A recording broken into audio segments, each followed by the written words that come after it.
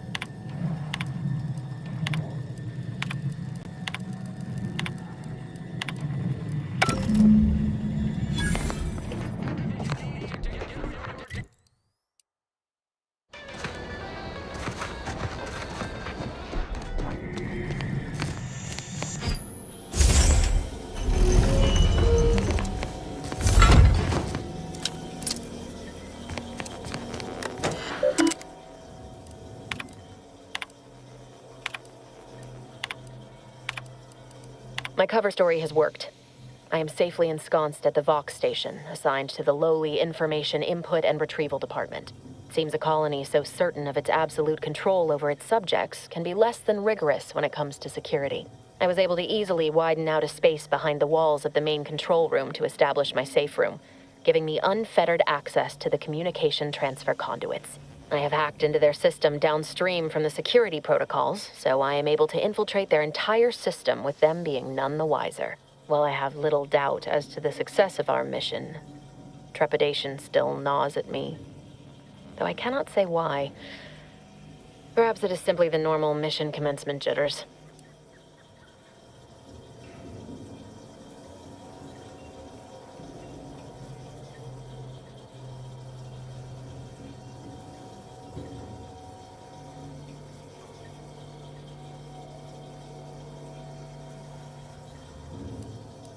I thought my duties complete.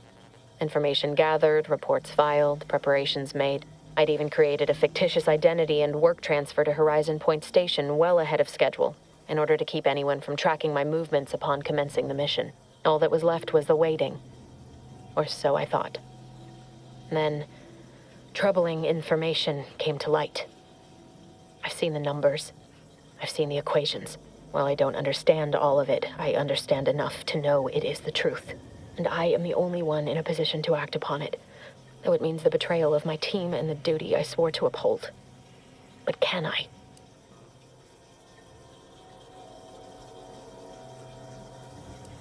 I did it. They are all dead. And I am still alive. I had not expected this. I had prepared no alibi, and so felt assured my ruse would be discovered and I'd not have to carry this burden. But the complete gullibility of the Protectorate subjects cannot be underestimated, it seems. My threadbare excuse of my grievous wounds as pitchball injuries was accepted without question. I can only keep telling myself it had to be done. Something which becomes harder by the day as the rift anomaly grows in the sky. But it was all part of the plan. Wasn't it?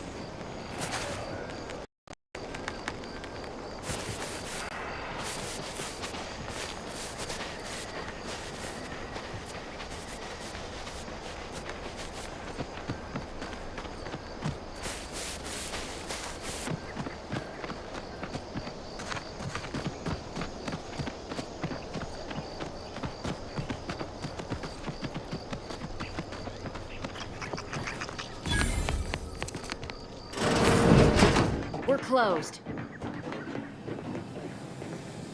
Did you not hear me? This place is closed. No learning today about how everything happens according to the obscure calculus of indecipherable plan. Why are you asking? Who are you? By the architect. I had no idea. I wish I could say it was unbelievable. I was afraid she was becoming a danger to herself and to others. But this is horrifying.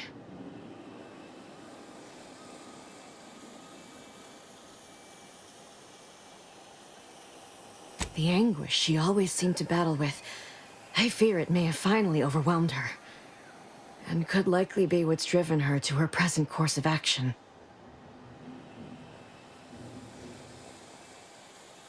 I wish I knew. It's nothing good, I can tell you that. I haven't seen her since before the corporatists invaded the island. I'm afraid she's going to do something terrible, but I just don't know what. Maybe none of this would have happened had I not introduced her to Victor. How did... You saw her terminal, didn't you? Victor's an Order archivist. We were all friends for a time. But then, shortly before the schism, they started talking to some others inside the Order. That's when things became tense. I started to become uneasy, scared, really. She kept getting angrier with the Order the more she worked with Victor and her other contacts. On top of everything else, it became just too much for me. Among other things. For some reason, she was obsessed with the cliffhanger ending of Chapter 6. It was the one where capitalist fanatics brought complete destruction upon Arcadia. But you know how it works. It was somehow miraculously saved at the beginning of the next chapter. It didn't matter to DeVries, though. She just kept going over it and over it. Would have talked to a Crabble about it if there was no one else to listen. That, and the invasion itself, set her mind to dark things. I begged her not to go down that road again. She was so agitated when I first met her. Must have been 7, going on 8 years ago now. She never slept, didn't talk to anyone if she could avoid it. After we became friends, she began to change. Still bothered her from time to time, but I thought it mostly behind her. I couldn't watch her go back to how she'd been. Or worse. Just a religion driven by algorithms, maths, predictions of the future. They believe they will eventually solve the universal equation and know everything, rid humanity of uncertainty. We became friends when she saved me. I'd said something without thinking. Must have been distracted. We all know to watch every last word we say. For some reason, she interceded on my behalf with an arbiter, and she convinced him he didn't hear what he actually did. No one does that. Void, I didn't think anyone could. We all were, originally, before the schism. But she never gave it up, even when it became illegal to even mention their name. Which was surprising with how angry she seemed to be getting with them, even as she was deep into scheming with Victor and the others. She even continued to sign her messages, "See you in the equation." It's all so confusing. What do you mean? It was where she worked, one of the Protectorate's communications hubs. She didn't speak of it much, at least to me. She may have spoken to Victor about it. It's difficult to explain. She spoke about things in unfamiliar ways. I felt her words to be freeing, at first. But slowly, I began to feel unmoored, doubting everything I ever knew. She said learning the truth of things was worth it. But now I question whether her truth was just more of her penchant to sow chaos, no matter who may be caught in her schemes. Some days I wish I'd never listened to her at all. Others, I can't help but miss her. Even with everything. I did try to. Once. After the corporatists invaded Paradise Island and took over Fairfield. They seemed to let anyone in there. Some boisterous fellow even tried to recruit me. No. Nearest I could surmise, she'd left just prior to the fall of Fairfield. I'm ashamed to admit, I did break into her safe. She used the same code for everything.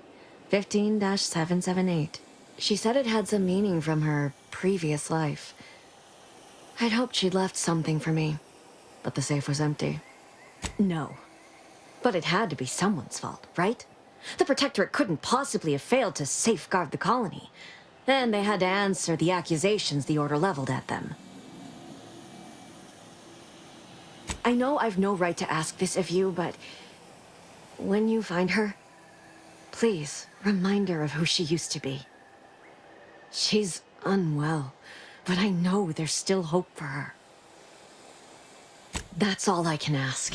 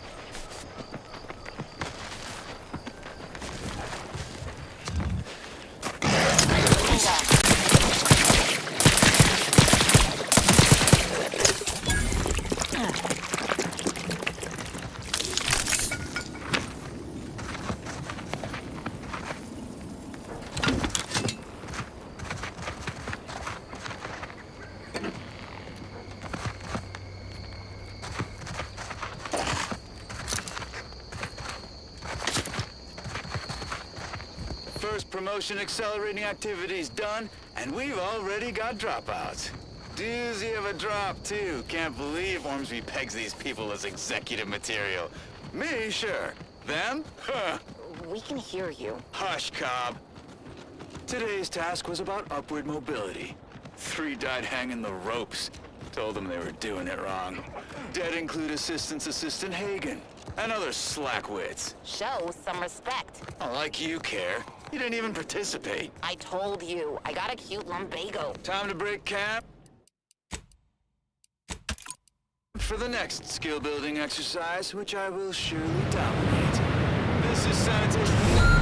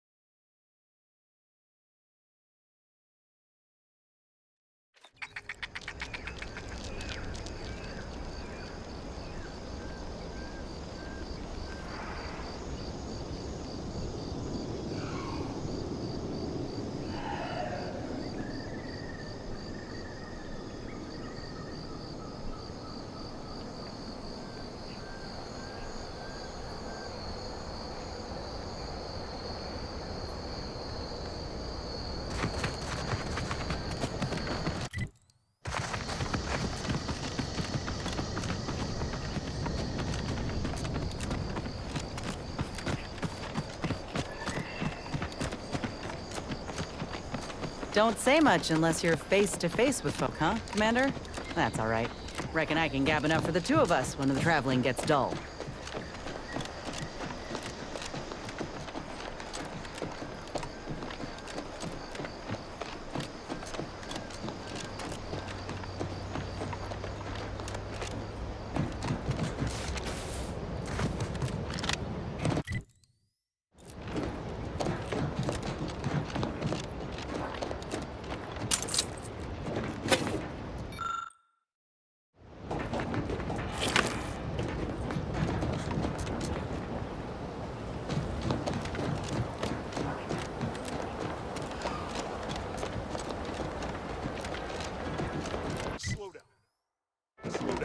Shows what where?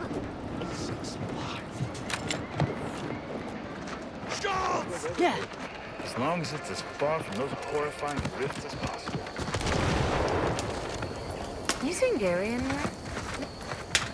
Anyone got lamps on Schultz? Anyone? Floyd be damned. sallying into the wire like that with nary a wish in her pocket? What was she thinking? Did I not make clear our orders to hold the line here regardless of provocation? Should my instructions have been more robust? Perhaps assisted by pictures?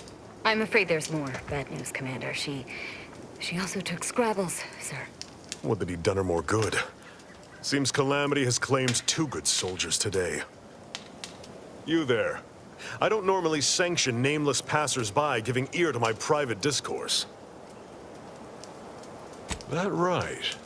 Earth Directorate. Not many would claim such affiliation these days. None from Arcadia have the knowledge to lie about it. What's your business at the Vox? Sounds serious. Were it in my power to offer aid, you'd have it. Alas.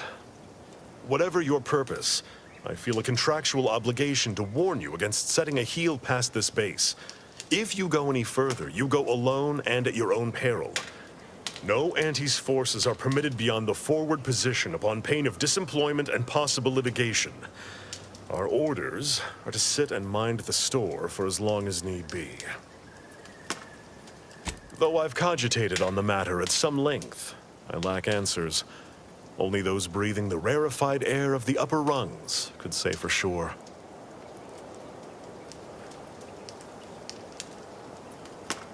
It's clear you are new to the region and therefore not well informed, so I'll pardon your ignorance this once, and do you the service of formally introducing myself. I am Commander 𝘼𝙗𝙘𝙪𝙩, Aggressive Acquisitions. You might know me by my sobriquets: Hero of the Second Incursion, Liberator of Canid Springs Outpost.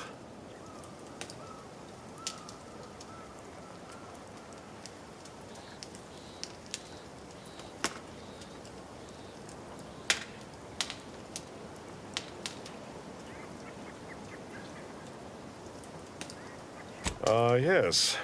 Very droll. Mockery truly is the lowest form of wit.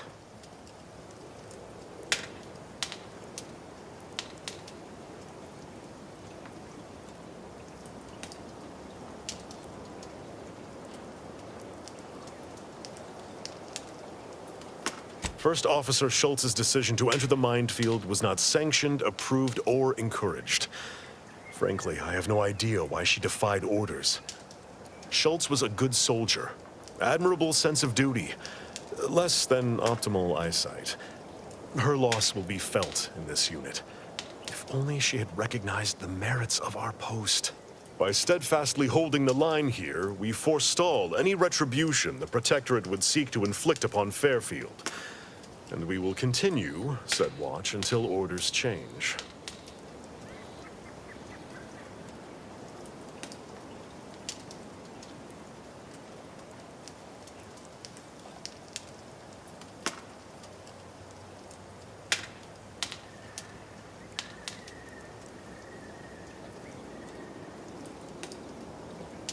Calamity digs its claws in deeper.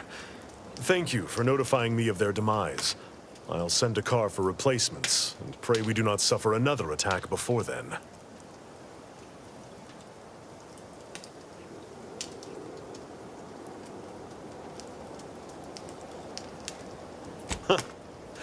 I half believed you meant that offer. Unless you weren't being playful. I confess, the challenge of holding the forward position does not satisfy, as might a straight-on tussle. But I would prefer to avoid staining my reputation by participating in such a needless blunder. Carr was, shall we say, non-ambiguous with her orders. Far be it from me to speak poorly of a superior, but I have pondered over her choices as of late. She's been sullen about sharing her strategy, too. Still, however brightly my star burns, I remain in her orbit. I'd thank you to affix some ballast to that name when you speak it. Scrabbles has been integral to this unit's success for years. Outsiders may see him as a toy, but we've bled alongside that stuffed sprat. He's damn near family. Schultz obviously knew the risks and hoped he'd protect her through the minefield. Alas, even Scrabble's power has limits. I'll pardon your skepticism given your lack of acquaintance, and say only this. Ask not what Scrabbles achieves for us, but what we can achieve with him.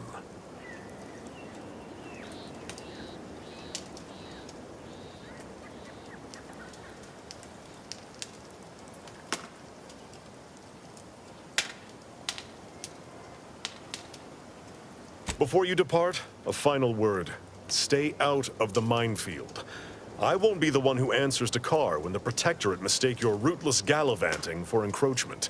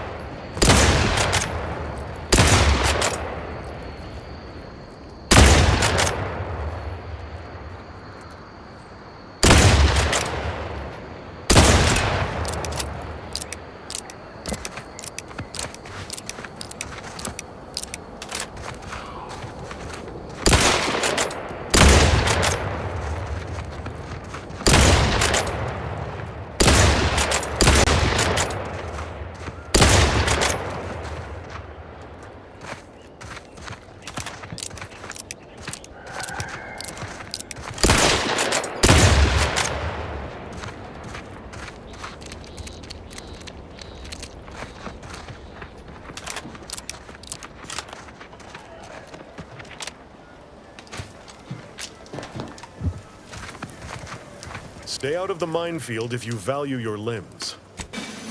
I'll be spaced. Scrabbles! Hardly the worse for wear! You've no grasp of what his return means to this unit. Scrabbles was originally a gift from my daughter. He fought with us during the Consolidation War, and has seen this squad through every hard deployment since leaving Tau Ceti. He's also packed with some of the finest grade stimulants this side of legal. Here, for your trouble. Livener like that comes in handy when you're in a pinch. While we appreciate you returning Scrabbles, you'll not provoke me into a course of unwise action if that's your aim.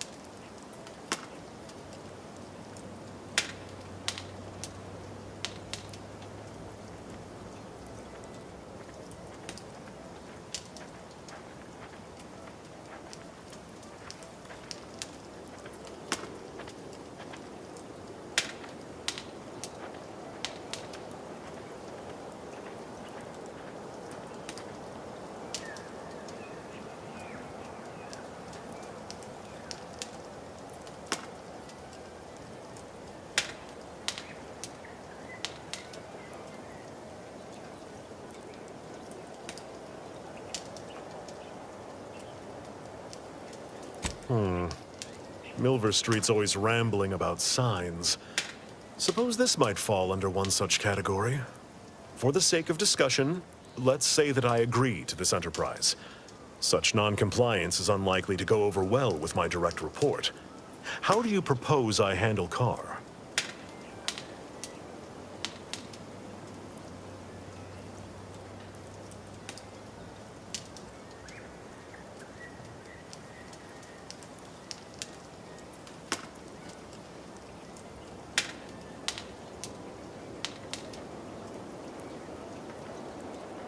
If you've nothing to offer, then please, allow me a moment to ruminate on the solution. Even Carr answers to a higher authority, and given how Anti-Cleo places a greater value on ingenuity, initiative, and forward thinking, that decides it. I'll make a full account of my actions after the bridge has been neutralized and victory secured.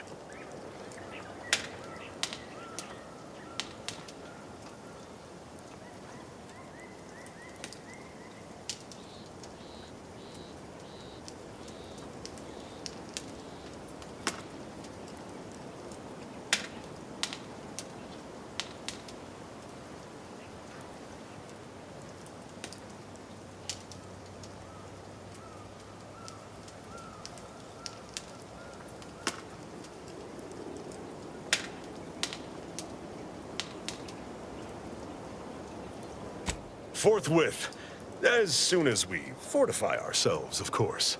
Troopers, to me! We need to prepare. Our attack is imminent. We'll pay those bastards back for Schultz.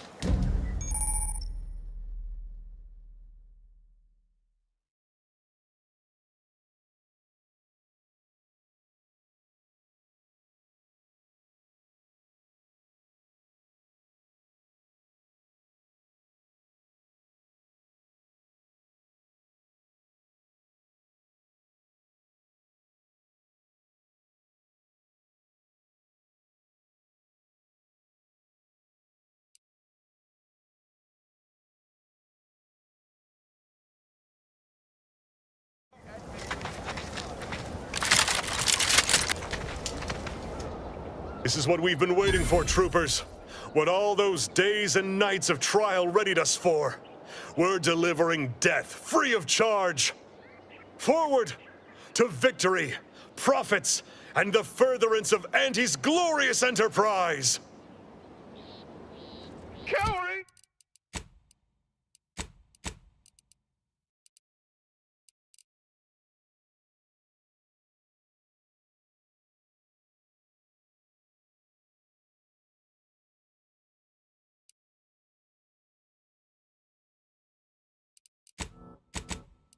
Like law, troopers!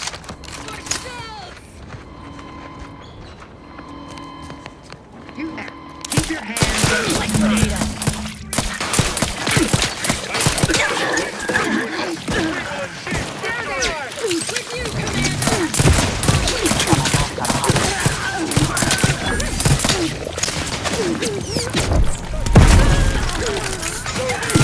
how 𝘼𝙗𝙘𝙪𝙩 handles its business.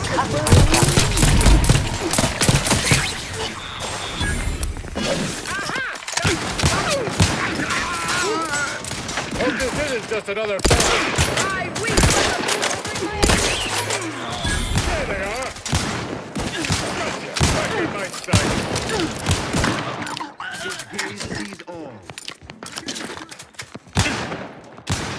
Hostile ahead. What's the play, Commander? Moving to check things out.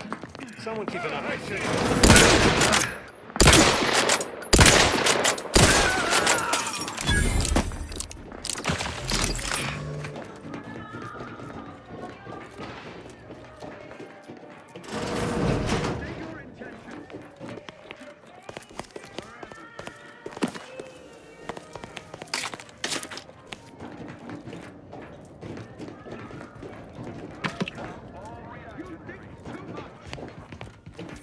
Yeah. Gaze sees all. Continuing inspection.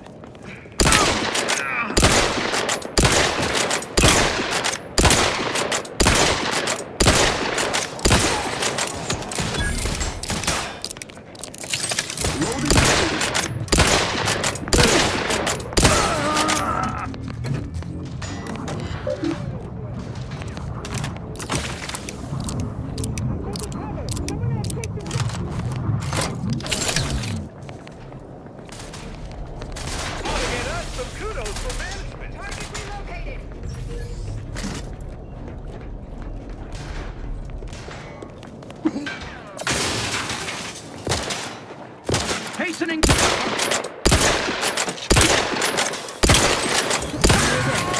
At least nobody else will be strung up.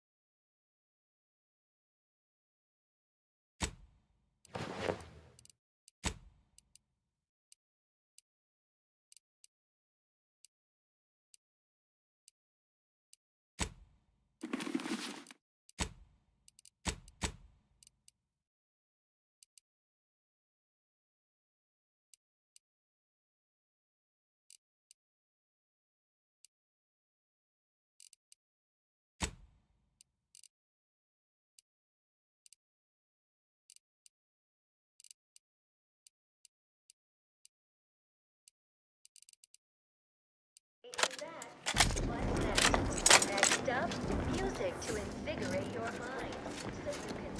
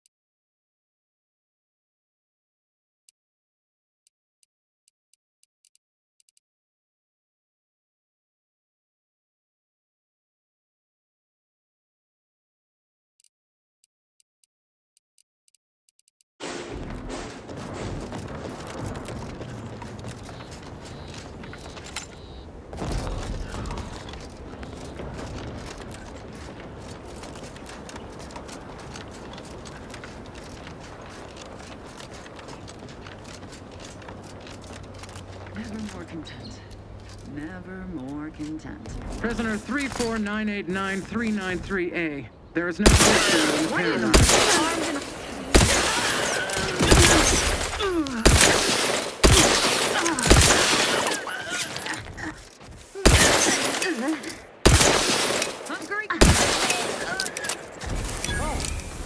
Thank the stars. I was sure that was the end of me.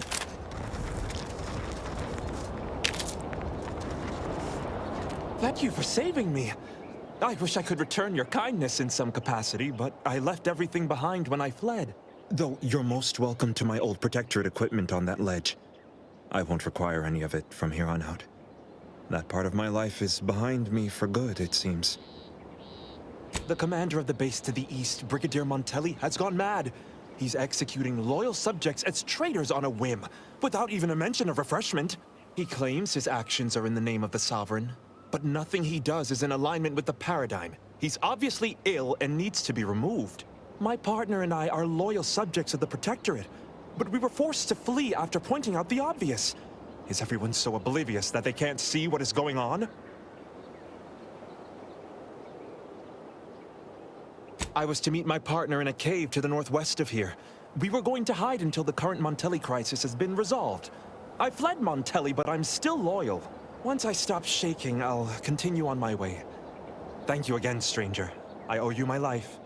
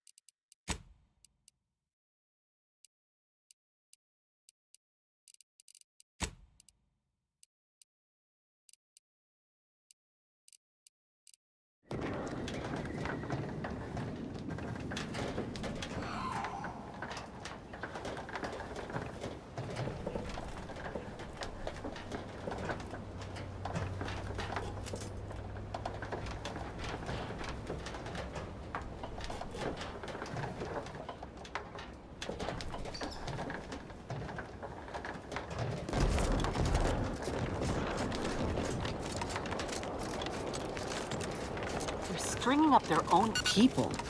Sick bastards. Let me handle this. For cover.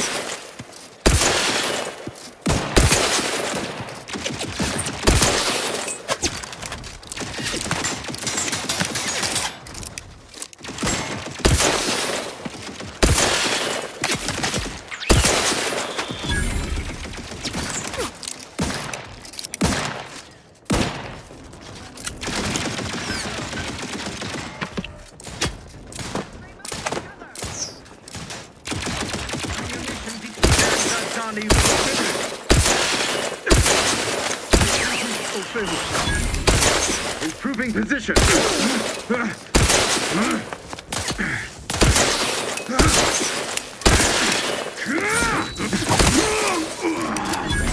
has ever been greatly fond of lurkers.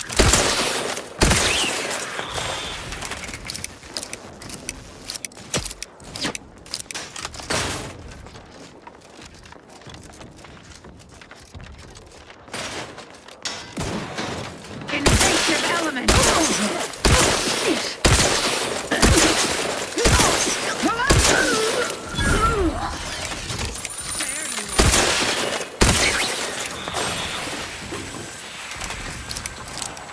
Hurry fast! Maintaining perfection! I feel drivers. Back seeking cover!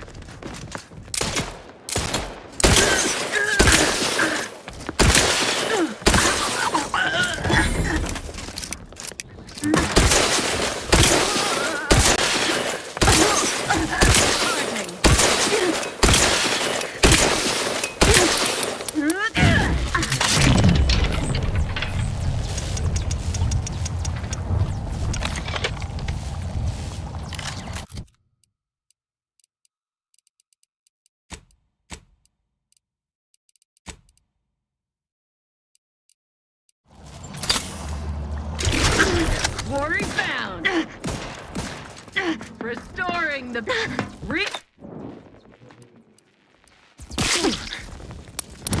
Let us reconvene! Recommencing hostility!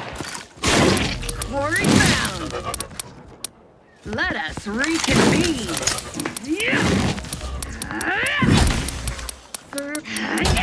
Contact reestablished!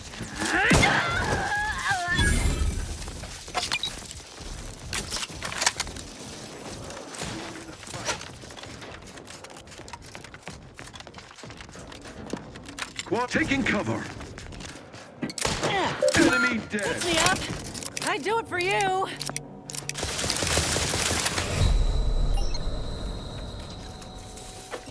Aha! Your safe haven is lost. Back in business. Best reload.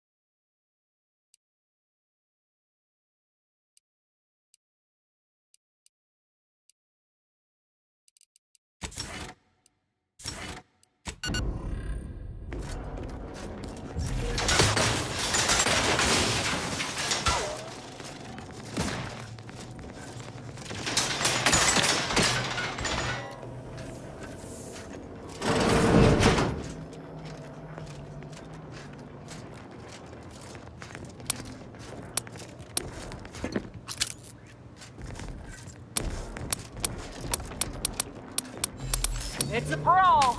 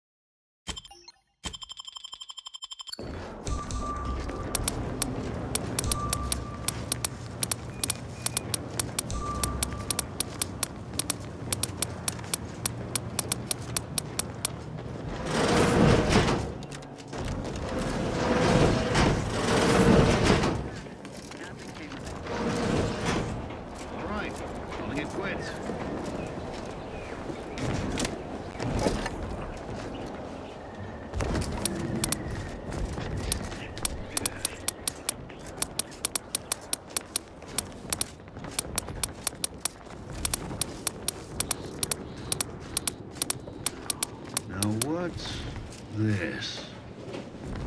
Let's have a fight! Yeah.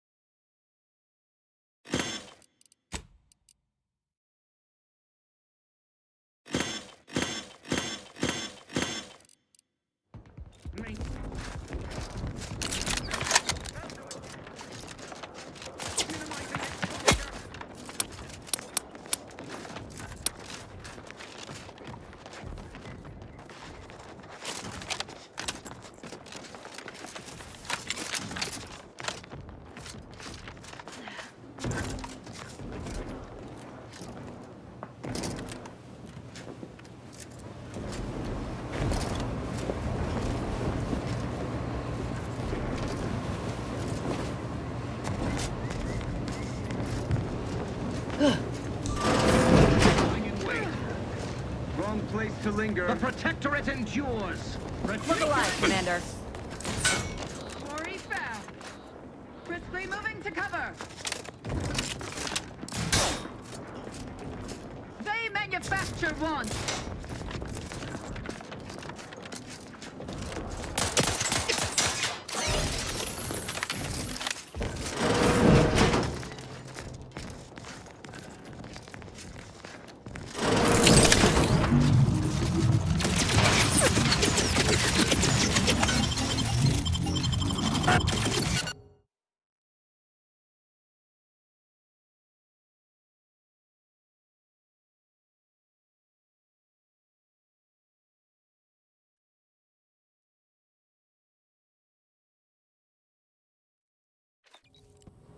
Hell of a scene to greet you at the start of your workday. Bet it keeps folk completely in line. This cannot be happening. Not again. Come, quickly.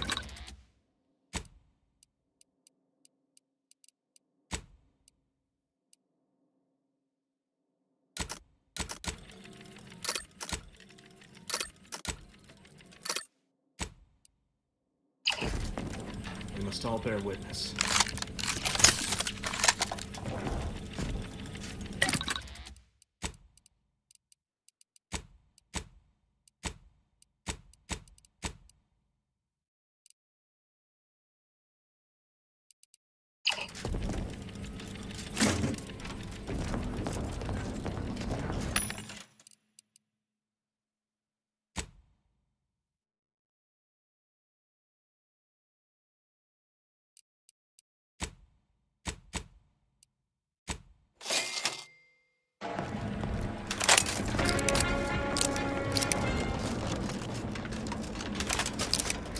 Technicians 𝘼𝙗𝙘 and 𝘼𝙗𝙗𝙪, you stand accused of manufacturing a fatal flaw in one of our valued dragoons. Have you any last words to express your shame? That dragoon was already defective. Oh, we were only rebuilding the logic assembly so that... At last, the truth alights. I hope this belated confession unburdens your conscience, though it will do nothing to commute your sentence. On the charges of sabotage and treason most contemptible, I find you both guilty. No. No, please! This is all a misunderstanding. We're loyal.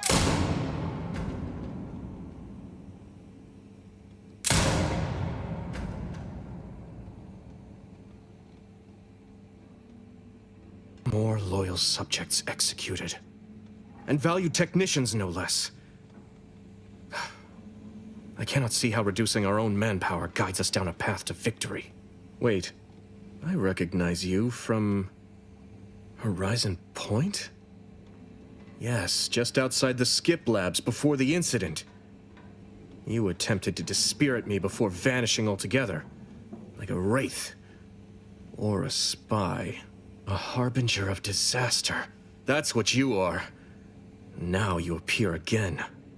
No doubt to incite further strife at a moment of crisis.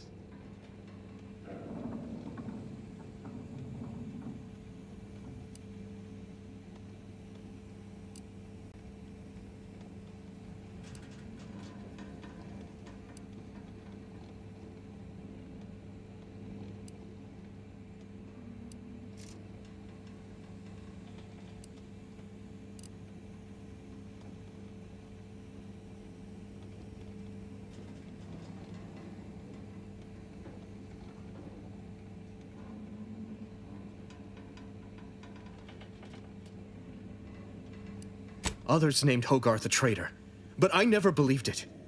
If anything, Montelli is inflicting more injury to the Protectorate right now than the whole of what Hogarth is accused of. In any case, the writ all but obliges me to aid you. Perhaps now we can put an end to all of this lunacy. If I can just speak with Montelli, maybe I can persuade him to stand down. Go to his terminal. Search for any information on it that may be deployed against him. Also, while you're there, notify High Command that I'm taking control of the station.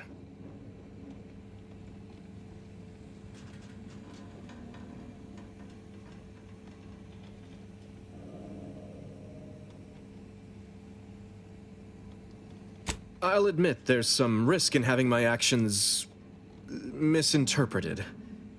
I could be named a traitor, as Vigilant Hogarth was, or sent to mental refreshment.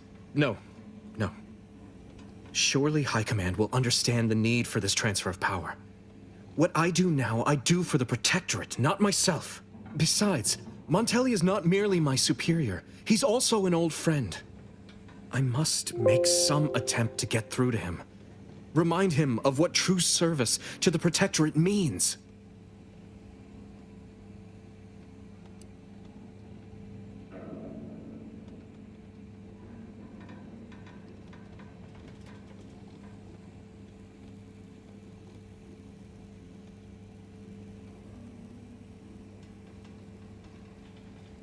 Why did you not mention any of this before?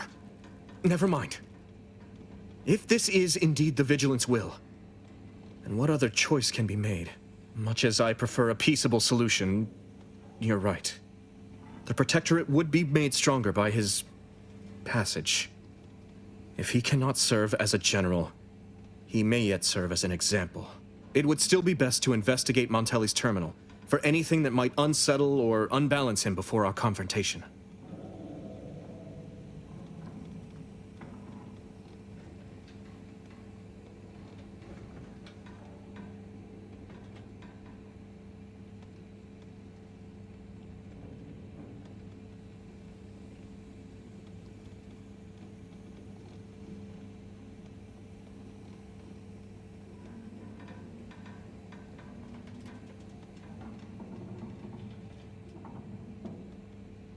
You will need your own access card to get upstairs. Blank key cards can often be found in the contraband room, and there's a terminal for encoding access in the security office. Head through the door to the right and continue down the hall. You should find your way without much trouble. Oh, but mind the guards. They'll still attack you on sight. I will join you as soon as you go to confront Montelli. In the meantime, I'll gather what weapons and allies I can.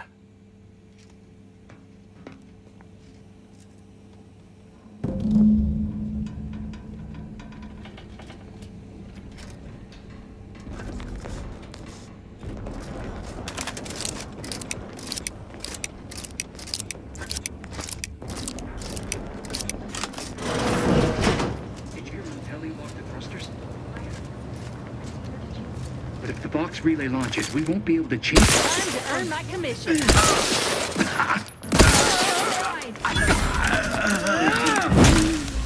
Serve the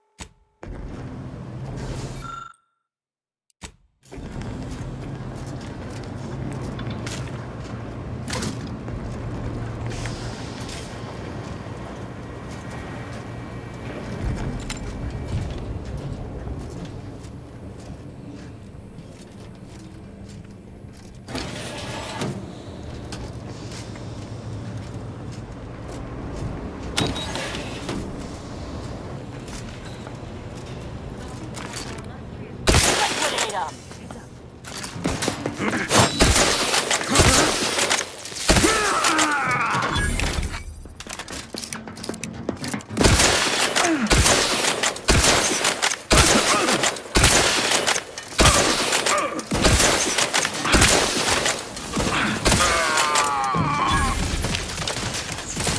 We'll put them down humanely.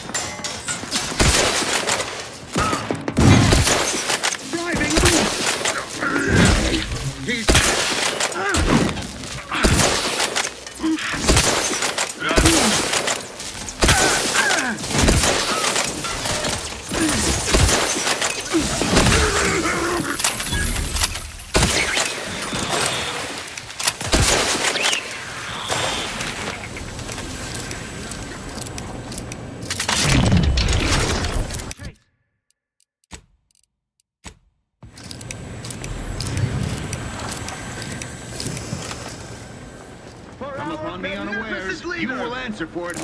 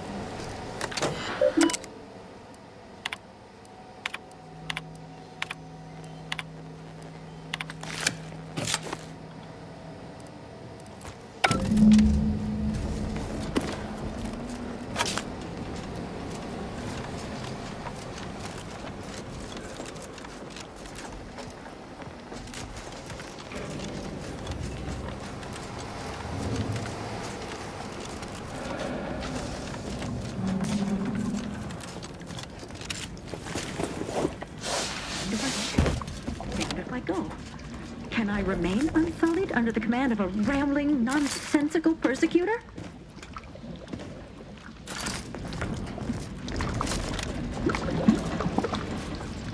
Oh, hello there. You seem to have caught me at a most inopportune time. Was just, patrolling the sewers, monitoring for suspicious activity. Now, I must kindly ask that you vacate the vicinity. Your presence here is proving distracting, to put it mildly. The what? Word to the wise. A protectorate station is hardly the place to be making light of one's affiliations. Brigadier Montelli would be ecstatic to hear you spout such humorous quips. Forgive my unease. I thought Montelli sent you to see to my execution, or some other absurdity. I don't know what's going on here. The station's changed. It's become a damn charnel house, stained with the blood of my brothers and sisters. I don't know what to do. I just don't wish to die. I can't... That'd be a fine idea. If only there weren't a group of starving raptidons that saw fit to make a den so close to the grate.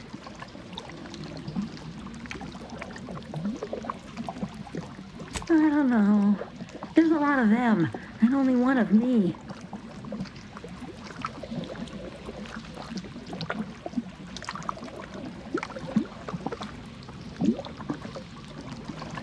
Of course. You're right. The Protectorate have never led me astray. And Montelli must have his reasons. I shall return as soon as I am able. Thank you for your assistance. I wish you the best in your endeavors. May we cross paths again someday. I will stay true to my pledge. Long live the Protectorate. A right shifty-looking individual would be like me.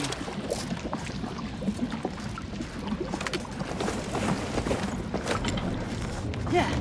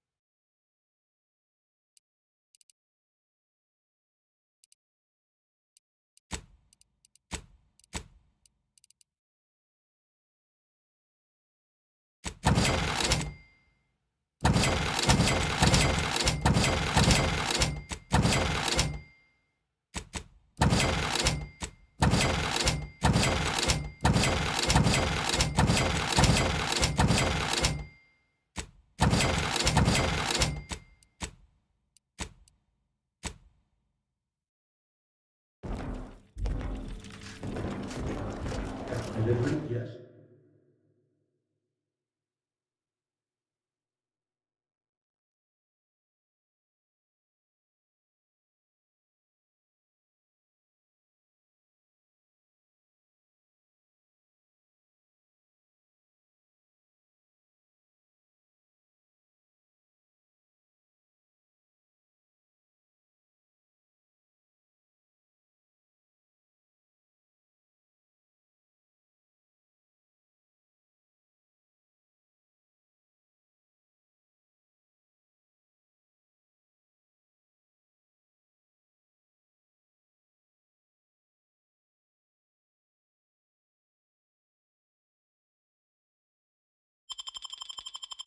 Yes, but those What now? Ah, an intruder. Of course. I was warned the paradigm would test me, and here you have arrived. And Corbin. By your presence, am I to understand that you've turned renegade as well? Of all the serpents writhing beneath my boot, you were the last I expected to strike at me. The only renegade here is you, Umberto. You forced my hand through your paranoia and cruelty. I'm killing traitors, seditionists. I am purging our prized garden of chokeweed and all manner of slithering things. My methods may seem callous, but a swift response to treason is necessary to prevent this crisis from worsening. Auntie's choice, bah! The invaders are vacuous opportunists dead from the collar up. They would not have found purchase here if not for the festering rot already in our soil. Festering rot? Hell of a way to speak of your own forces, Brigadier. Or perhaps your auntie's choice simply lacks the standards to separate out mediocrity. Nevertheless, I am not afraid to speak what's true. Our great protectorate has lost its way. Years of comfort and plenty without stricter enforcement have softened us, made us weak, undisciplined. If only the sovereign heeded his consul's wisdom, he could restore the protectorate's honor, instead of shaming his forebears by leaving such a grave task to others like myself.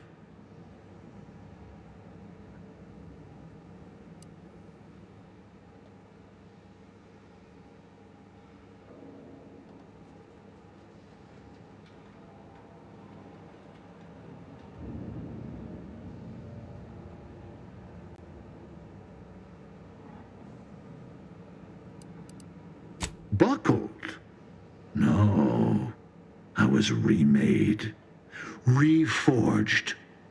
My resolve has only strengthened in the heady toil of this war. As a blade beaten while hot, all the weakness got out. It's as I feared.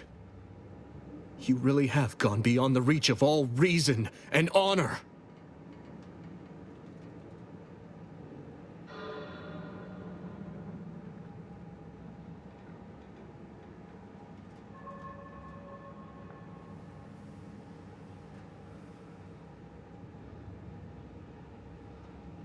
It was a lingering hope, nothing more.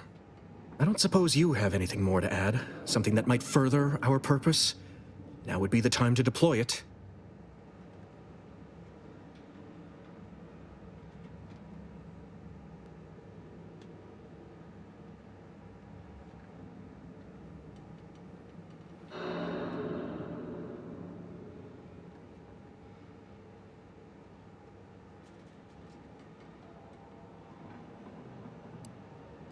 You incompetent!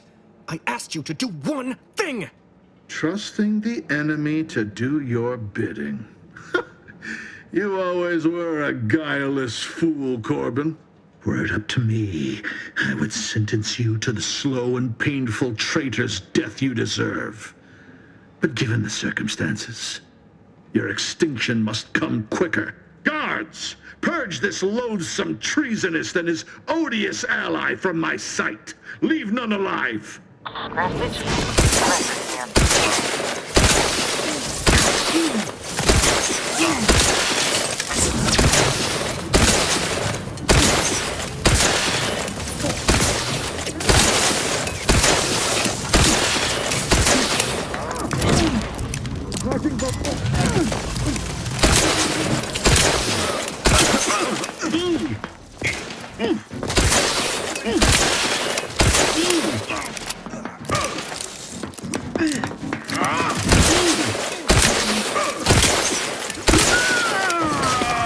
Sustain the system!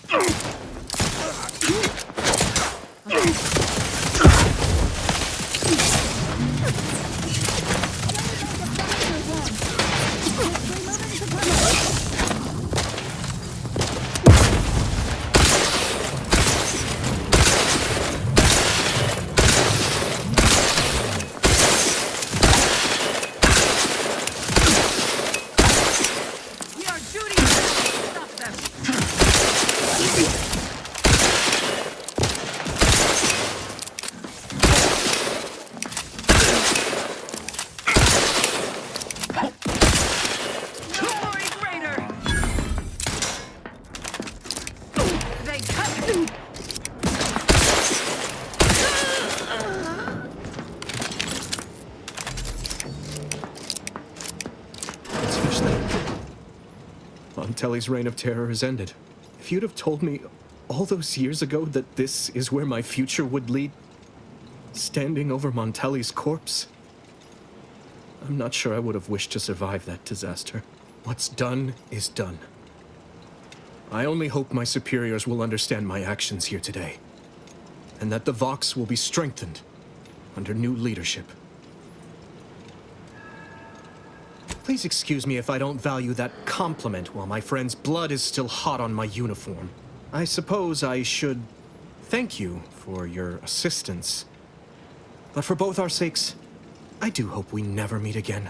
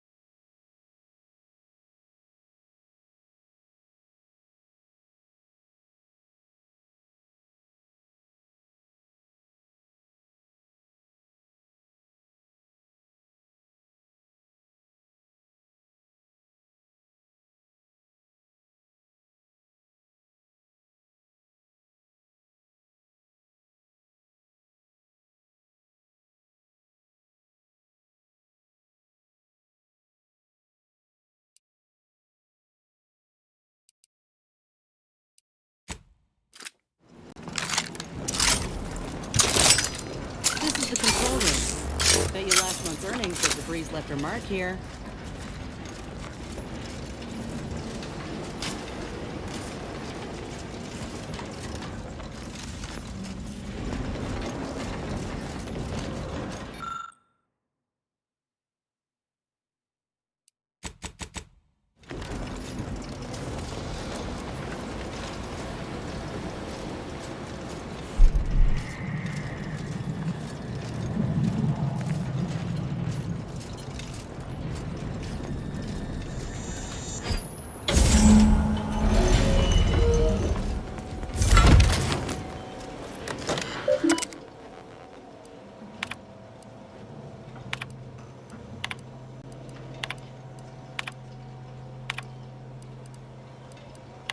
who you are or how you accessed my private terminal, but it won't do for prying eyes to have evidence of my activities. I've triggered the Vox Relay failsafe ejection routine. But worry not. After launching, the station will take several minutes to achieve its pre-programmed self-destruct altitude, so you'll have plenty of time to enjoy the ride before your death.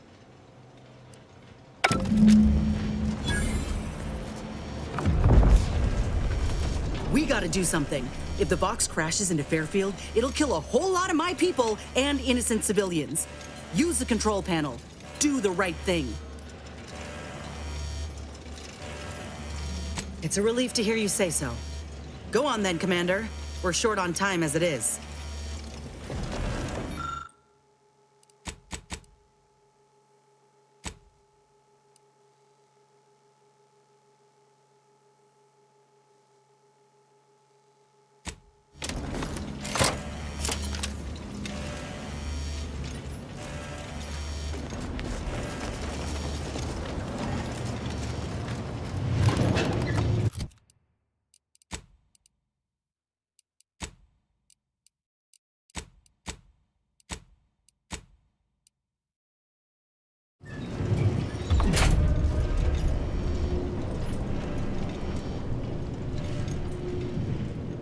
We ought to move, quick!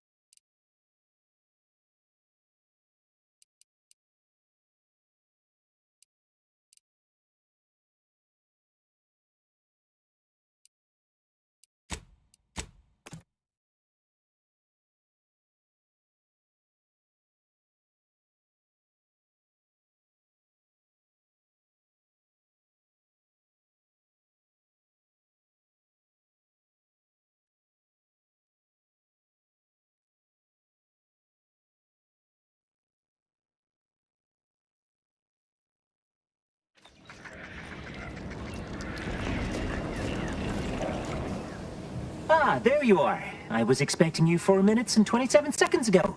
But never mind that. I have a missive for you. Highest priority. Recipient's eyes only. All I can tell you is that it is from Arcadia's most judicious custodians, the Order of the Ascendant. I am not privy to any information beyond that. Oh, they did also say it was important. I was tasked 6 months ago to deliver it to whomever ship was at this landing pad at this exact time. Well, 4 minutes ago, like I said. All other questions may be answered by viewing the missive, I expect. Farewell, and as they say, may all your endeavors come to fruition.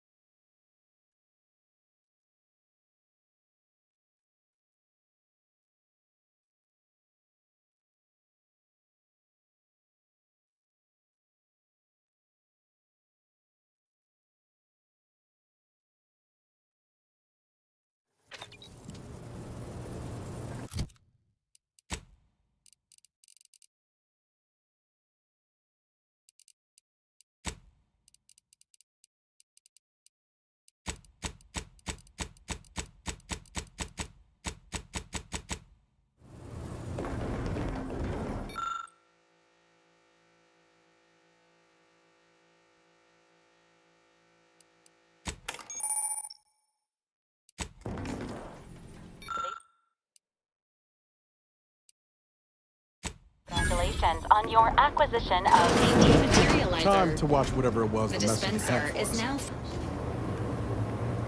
Got Inez moved into Helen's old quarters.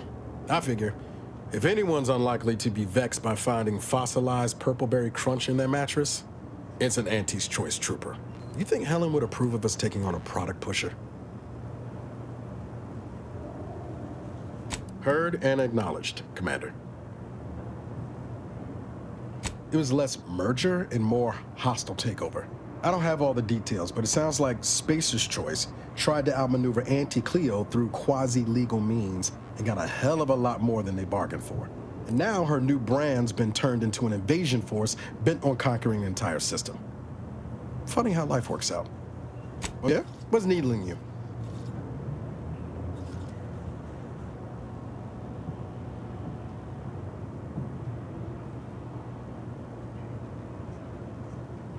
Fair point. Guess Horizon Point didn't exactly foster a lasting fellowship, did it? Whoa. Too soon, Commander. All jesting aside, what's there to tell? Spent the first year getting back up on my feet, literally. Been mostly laying low since then, maintaining my cover. Before the invasion, at least, the Earth Directorate still needed someone to watch the colony, and I had 2 working lamps. Not always. Went a couple of stretches there on low power to avoid detection from Protectorate patrols. I usually shut her down for a few cycles then. The way you're gawping at me right now makes me think I answered that question wrong.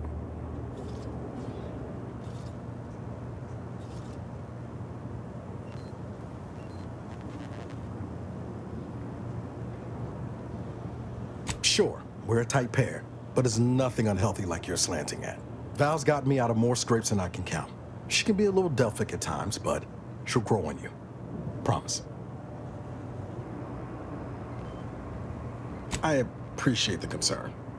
Won't lie, had some hard years. Got caught up in a few lost causes, the particulars of which I'd rather not go into now, if it's all the same. I found you. Oh, and Val's been stalling less since I patched her acclimator. Ship doesn't smell anymore. That's about it. Spratwurst. I was trying to teach myself some new skills in the galley. Val got it into her hardware. I needed a hobby. I figured Spratwurst ain't an easy meal to mess up.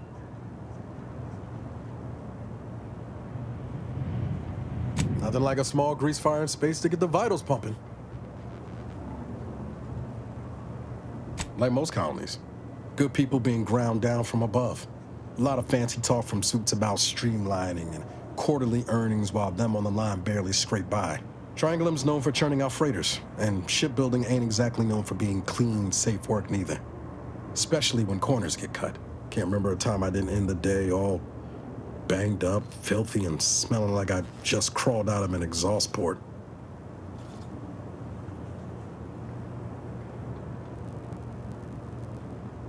You never forget your first time manually flushing a propulsion tank, do you? Funny thing was, I wasn't even an engineer back then. But I wanted to learn, so I paid attention. Too good of attention, as it turned out. I was working late one evening and overheard something I shouldn't have. Some bigwigs exchanging inside information that would have cost the corporation a pretty bit. A day later, I was being accused of corporate espionage. Didn't want to bring any heat down on anyone else, so I went on the run before the first jackboot showed up at my door.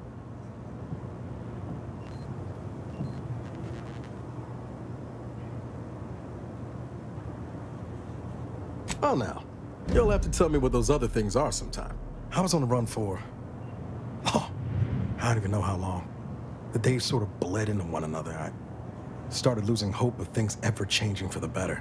Then, the Earth Directorate showed up. They liberated Triangulum, pulling me and the rest of the colony out from under the corporate boot. Joining up after that just made sense. I could ask you the same thing.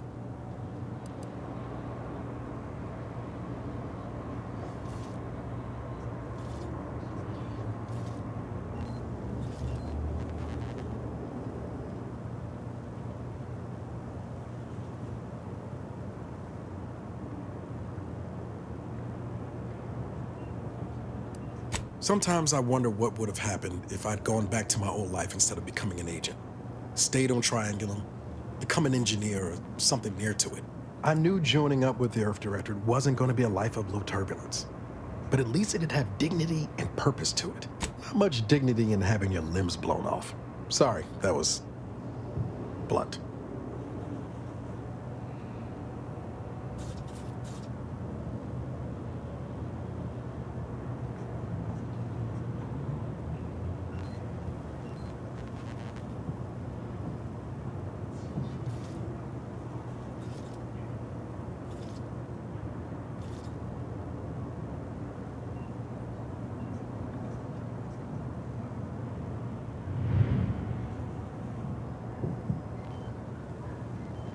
I just get tired of talking around it, you know?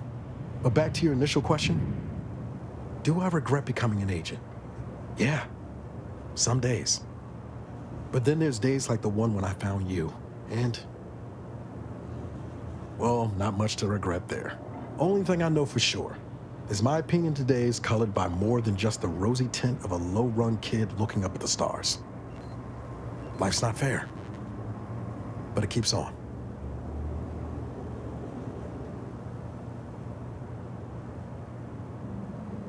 You buttering me up for a favor? I'll tell you right now, I'm not taking extra shifts cleaning the head.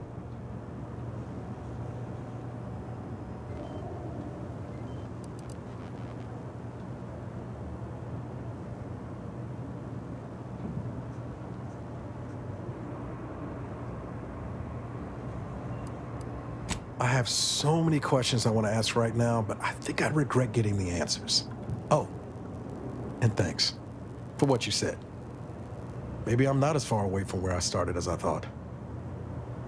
My folks shuffled off the motor coil when I was little. Assembly line accident. Got passed between some distant relations for a few years. They tried their best. Weren't cruel or nothing, but life on Triangulum was tough. And they had their own families to worry about, you know? I didn't like feeling like I was adding to their burden, so I struck out on my own just as soon as I could. And well, you know how that turned out. Yeah, thoughts crossed my mind over the years, especially when it was just me and Val. I wish I spent more time with her when I had the chance. No point missing something you're never getting back, though. That's either hope or foolishness, Commander, and I can't tell which. Even if we survive the rift, 10 years is a long time to be gone. No word. They probably figure I'm dead. Void it all. Now you got me thinking about it. How about this? We ever make it out of this system, I'll take you back to Triangulum, make the introductions myself. Deal?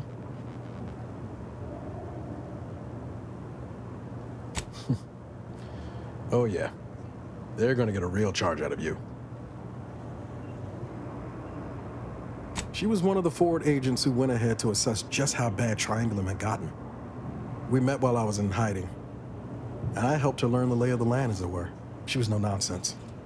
I thought her one of the smartest people I'd ever met. And while she could also be cutting, I felt like I only caught her edge when I deserved it. I liked her. And for some reason, she seemed to take a shine to me. But she wasn't around long. By the time I officially joined up, she'd already moved on to the next mission. Sure was. Kept hoping I might run into her during training. But now I know she was busy turning her coat here in Arcadia. I've got time.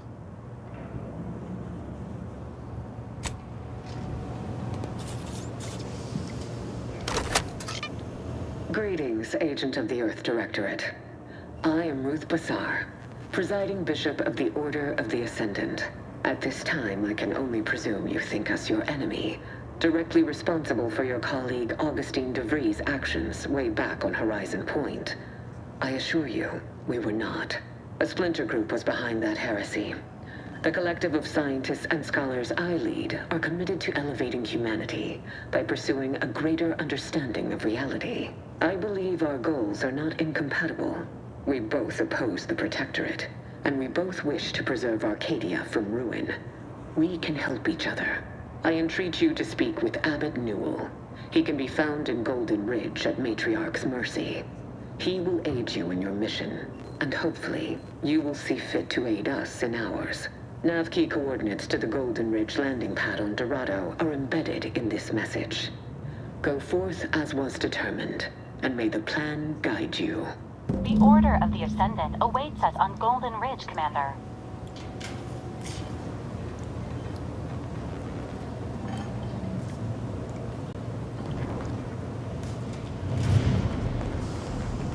Commander, look, I know you're raring to get to Golden Ridge and get after DeVries, but my graph's been acting up, going numb, getting discolored.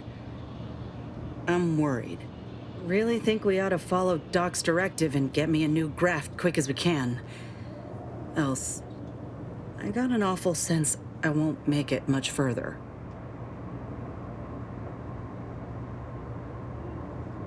I should hope so, Commander. Thanks. When you're ready, let me know.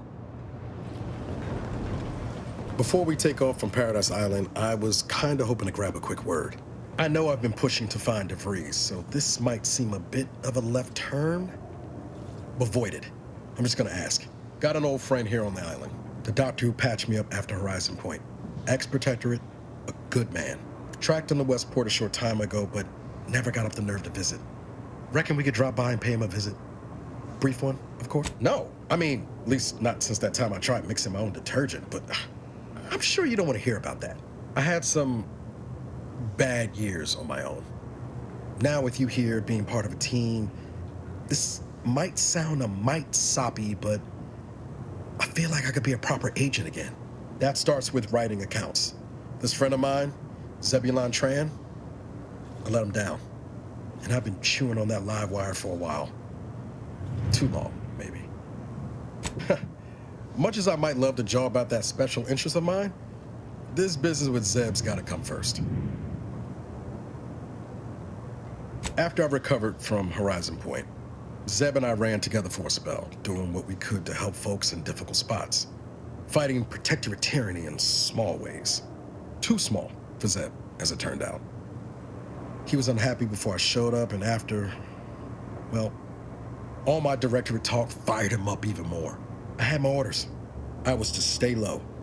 I agree. But the problem with burning down the system is finding ways out for all the innocent folk trapped inside it. That wasn't the goal anyway. Just helping out where we could. We worked hard, but the Protectorate's arbiters and sentinels worked harder. Often than not, our help only made targets of the folks whose lives we were trying to improve. Didn't matter what we did. Arcadia was still caught under the Protectorate's boot.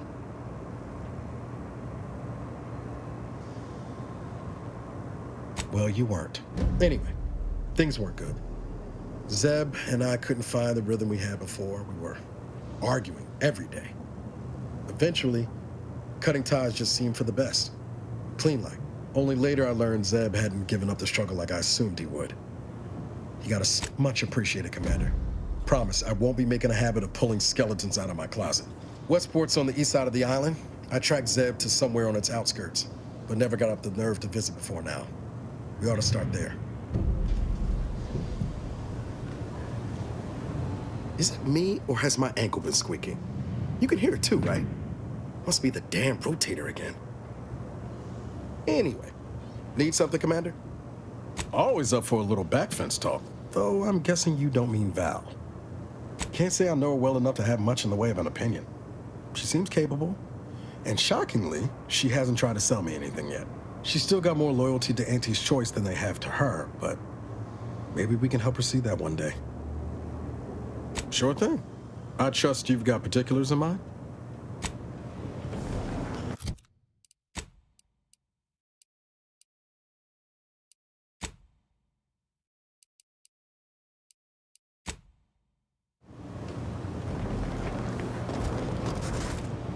Careful now. You sure haven't lost any of your boundless energy.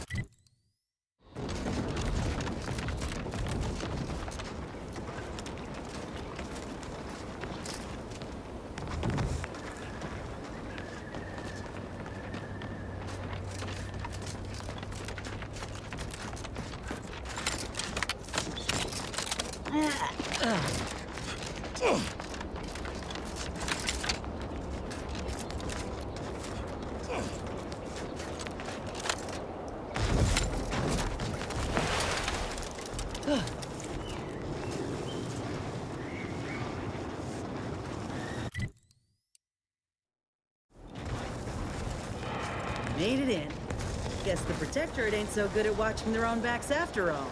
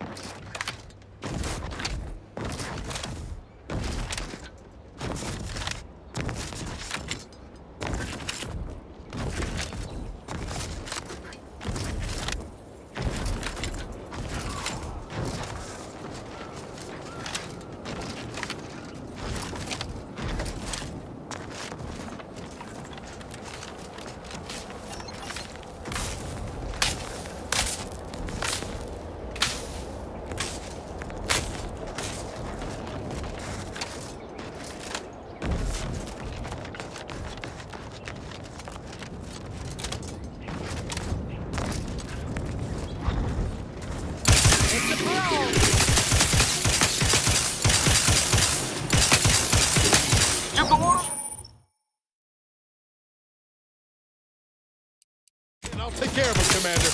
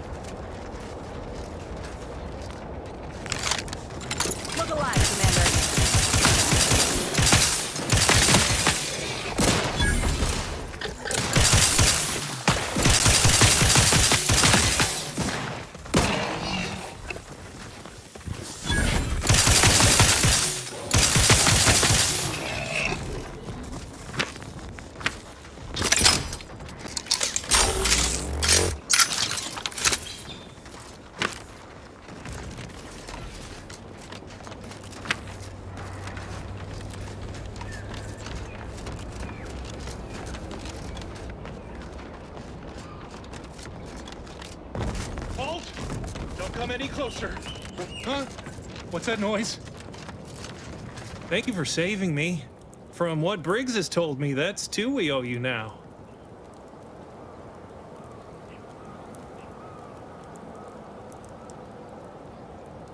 Wait! Please, take these with you as a token of our thanks.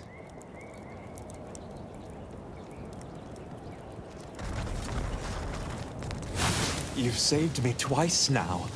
If there's any... It's not much, but please, take this with you.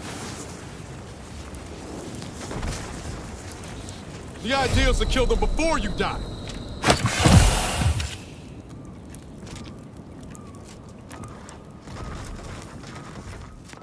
Let me handle this. That was a close one. Thank the Sovereign.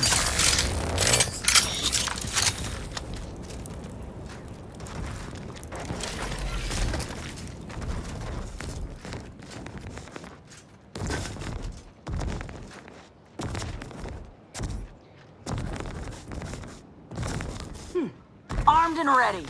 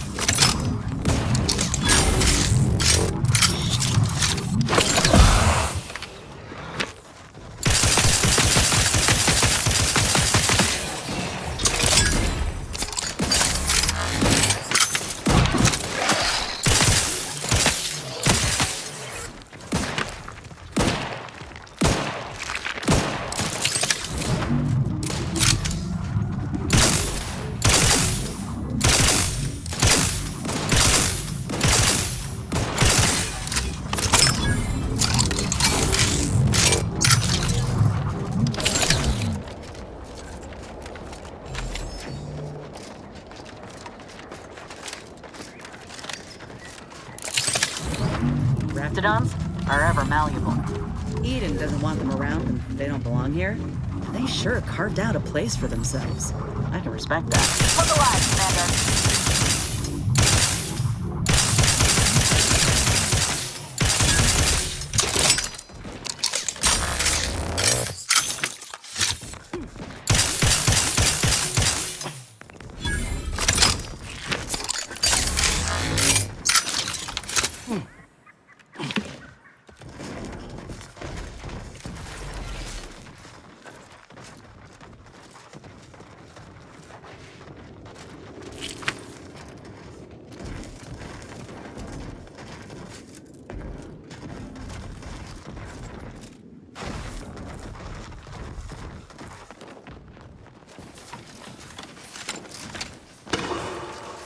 Keep howling.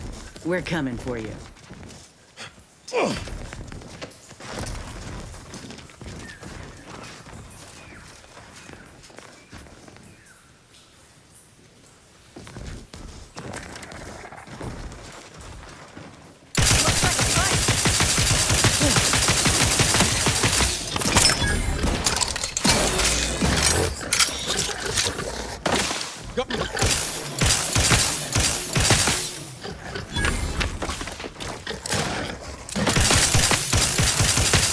Yep, Matriarch's here, all right. Let's put our heads together. These half-eaten remains, they're a sign. Matriarchs lose their appetite when they're on the verge of going into a state of torpor. She'll have retreated into hiding to conserve her energy. But I got one way to get her attention.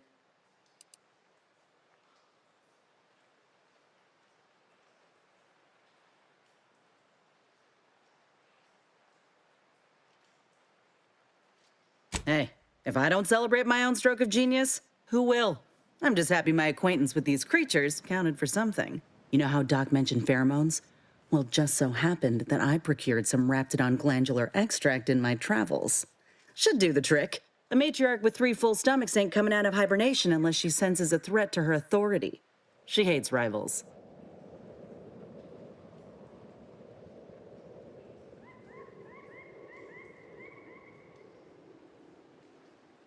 Ain't one who leaves anything to waste. Any hunter worth a damn would say the same. If I can't find a practical use for what I've salvaged, it'll find a use in research, or in exchanging for bits. Lucky for us, this extract ain't exactly in high demand. Any other questions, or are you ready to meet this matriarch? I was inquiring more about your current manner of fortitude, but I'll take it. All right, let's do this. Let me handle this!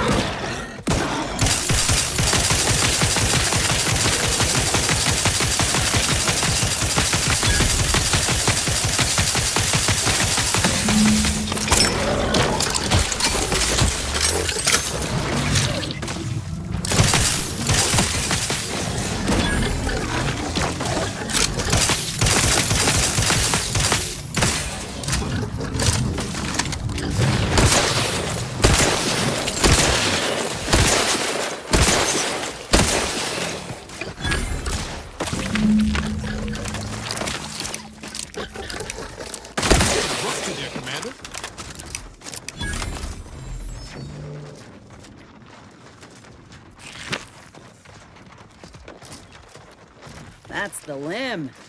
Bring it here, would ya?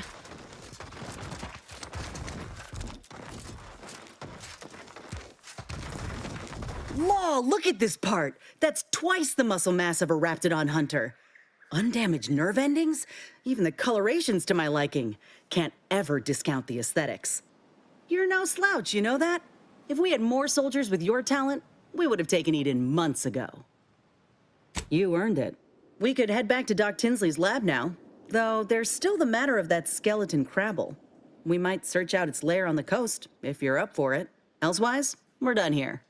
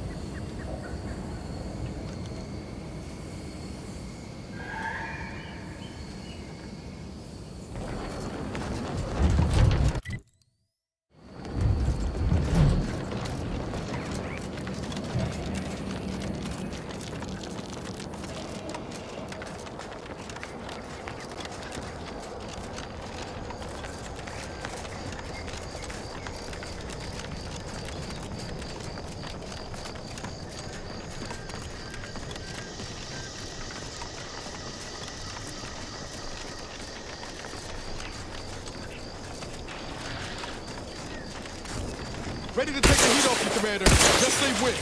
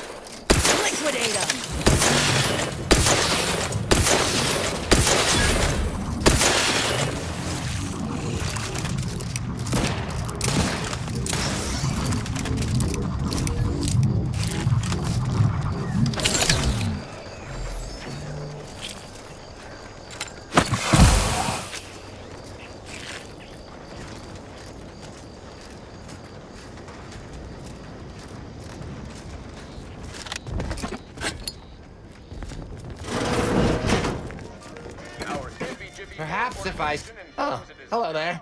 Welcome to my little slice of paradise in paradise. I didn't hear you come in. I'm focused something fierce on my current project, you see. Well, aren't you the observant one? Yes, a crabble egg. I'm more than happy to tell you all the details of my project, since you asked.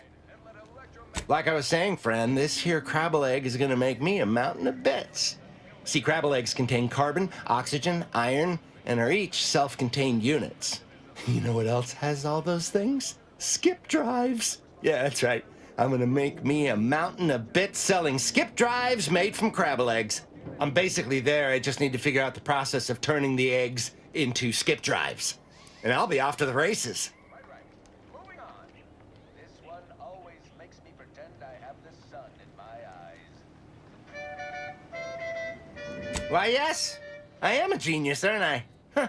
I can't expect most people I meet to be able to keep up with my towering intellect. It is? Fascinating. Did you see any unusual behavior? Any changes in crabble familial dynamics? Or the emergence of any new evolutionary traits? Adult rickets. Dysentery. Swings of moon. Bloody flux. That is a physical impossibility. They lack the opposable thumbs necessary to sign paperwork. In this lab, we only deal with the cold, hard facts of science. Unless they also just evolved opposable thumbs. Evolution and familial changes in one go. This is so exciting. Once I finish this experiment, I'll head out to see for myself. Oh, and please take this with you. Just a small thank you for providing me with such exciting and useful information. Flatulation. Lumbago. Mild days. Scrumpox. Please be gentle with my little hard-shelled investments as you leave. You didn't know a dead crabble can't lay eggs? Insomnia.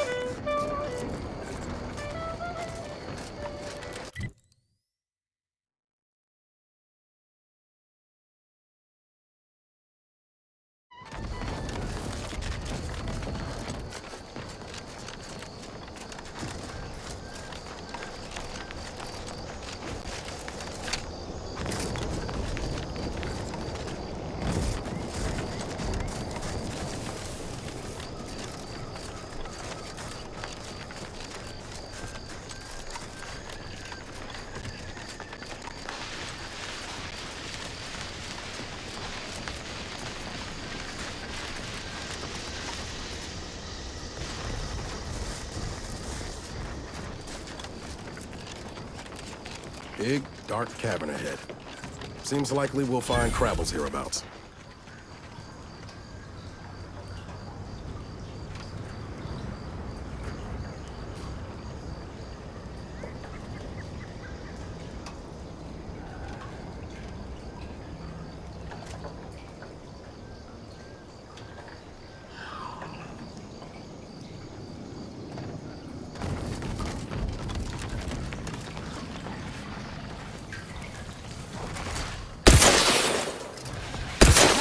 My commission.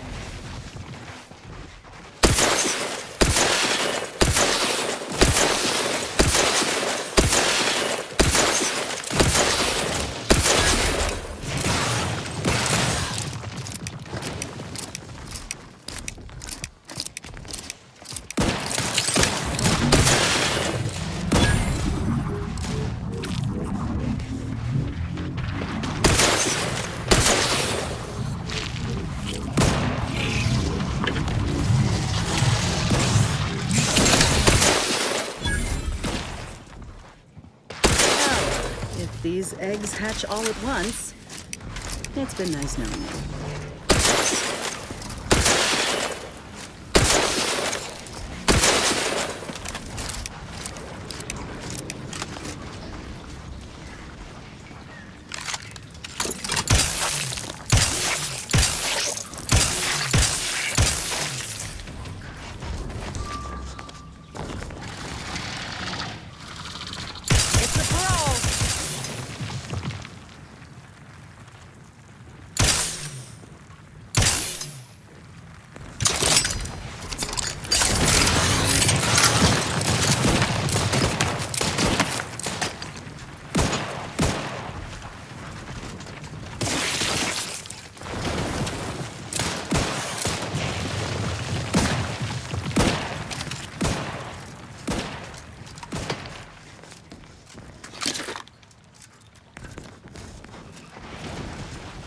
Like the look of whatever that is. Rift, maybe?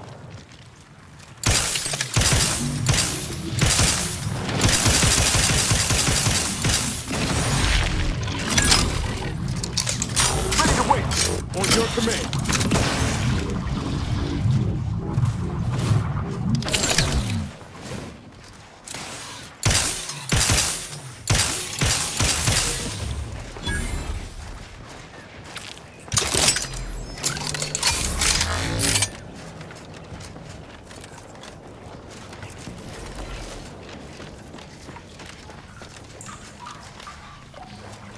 Looks like a fight.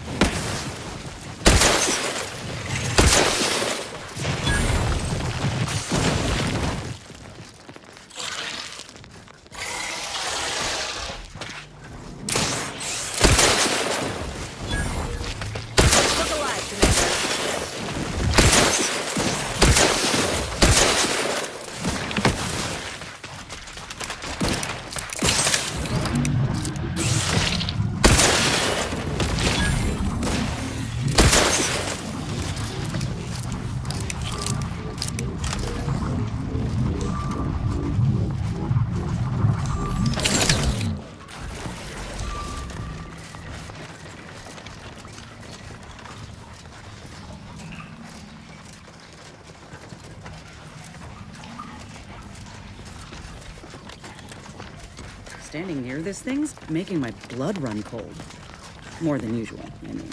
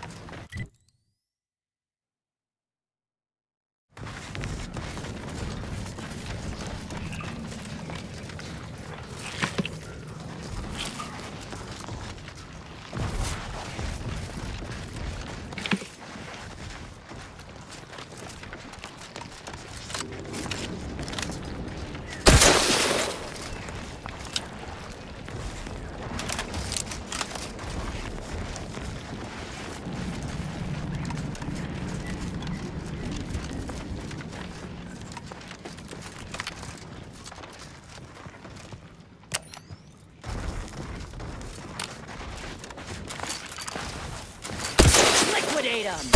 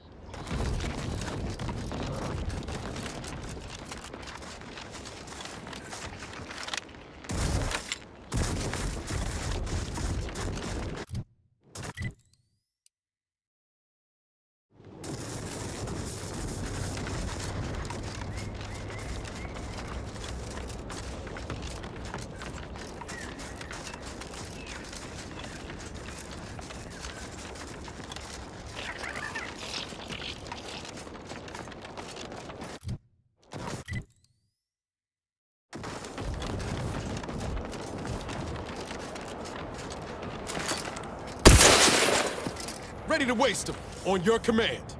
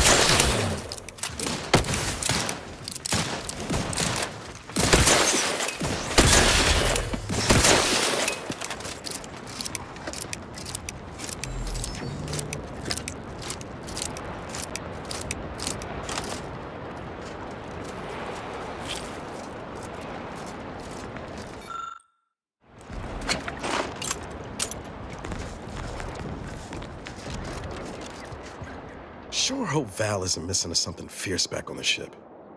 Anyway, need something, Commander? Sure. Always happy to tool around for a bit. What did you have in mind?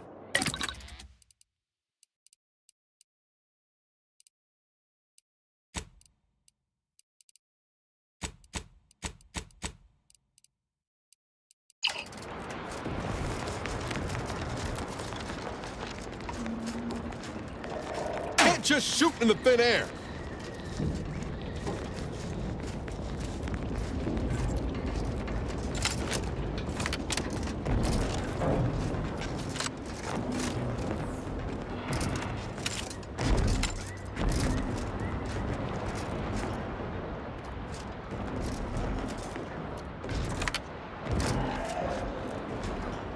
Nothing there. No. No target. Nobody around. Hit what in the where now? Nobody around. Hit what in the where now? No. Nothing there. Can't just shoot in the thin air.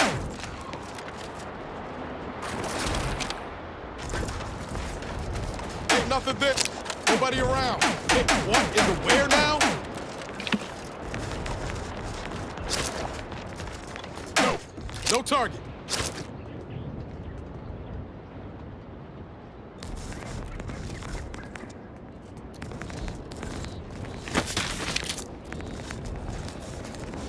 Can't just shoot in the thin air. Ain't nothing there. Hit what in the where now? Can't just shoot in the thin air. No. No target. Nobody around. Ain't nothing there. Hit what in the where now? No. No target. Fast too loud, sorry. Ain't ready yet. Over here. Free hole in the head.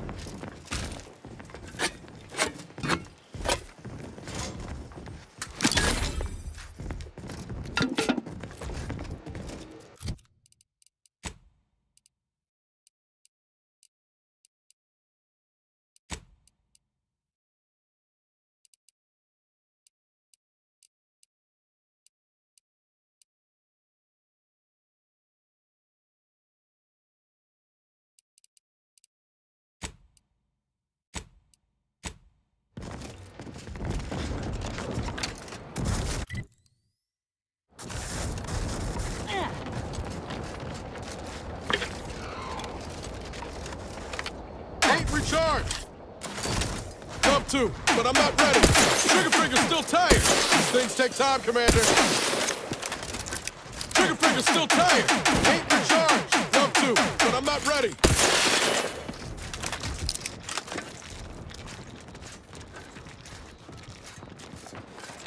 These things take time, Commander.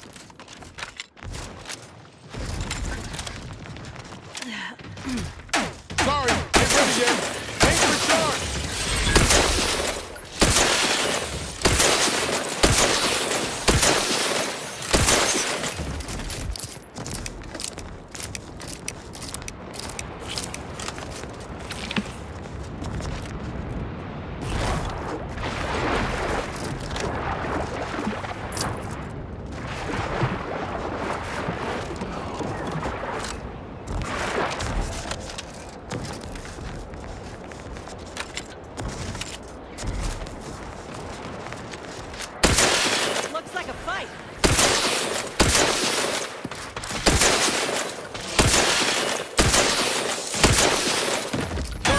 But I'm not ready. Combat, I'm the one you need to worry about. Give the order, and I'll take care of him, Commander. Another executive training exercise in the books. Another clear winner.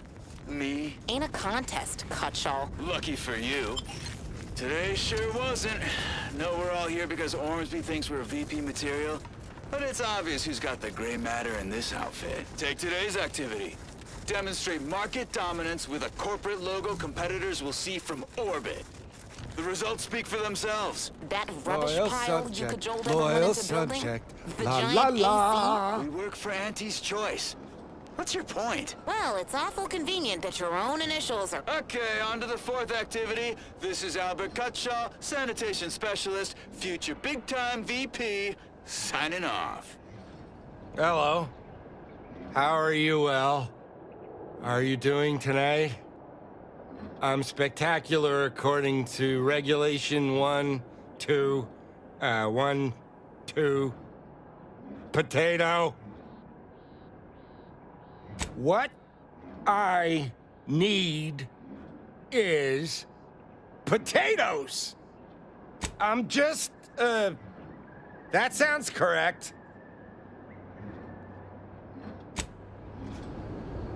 No, wait.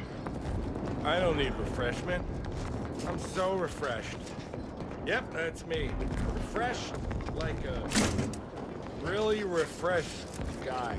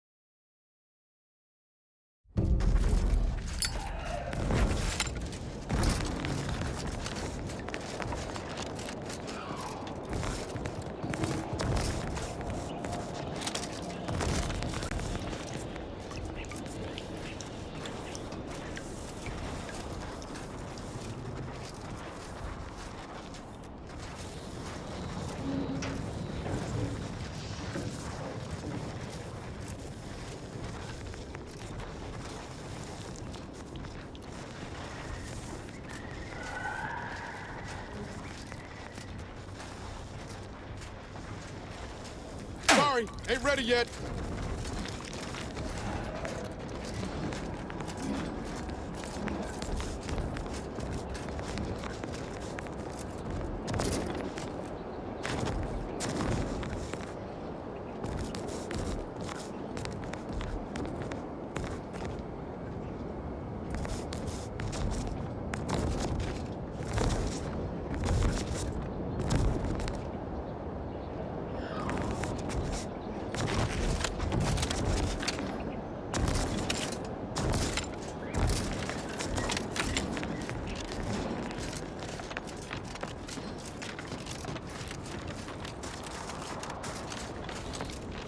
Finger's still tired.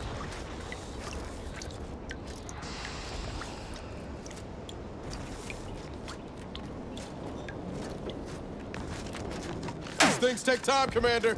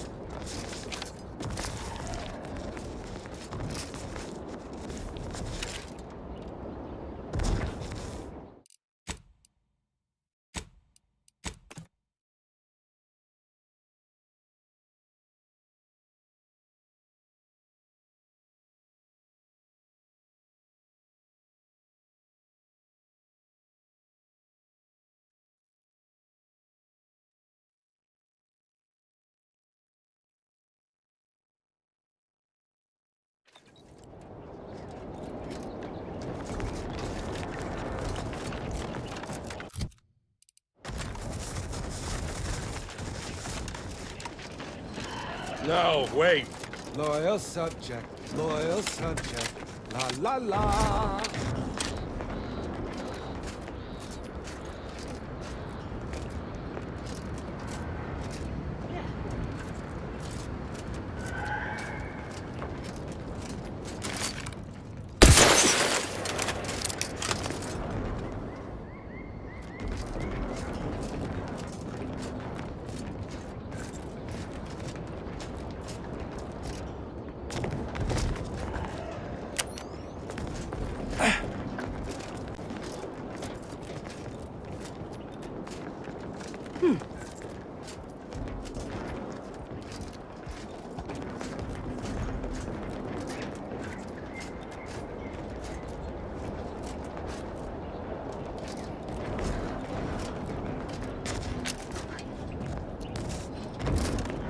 No, wait. I don't need refreshment. Sorry, ain't ready yet. I'm so refreshed. Yep, that's me. Refreshed like a really refreshed guy.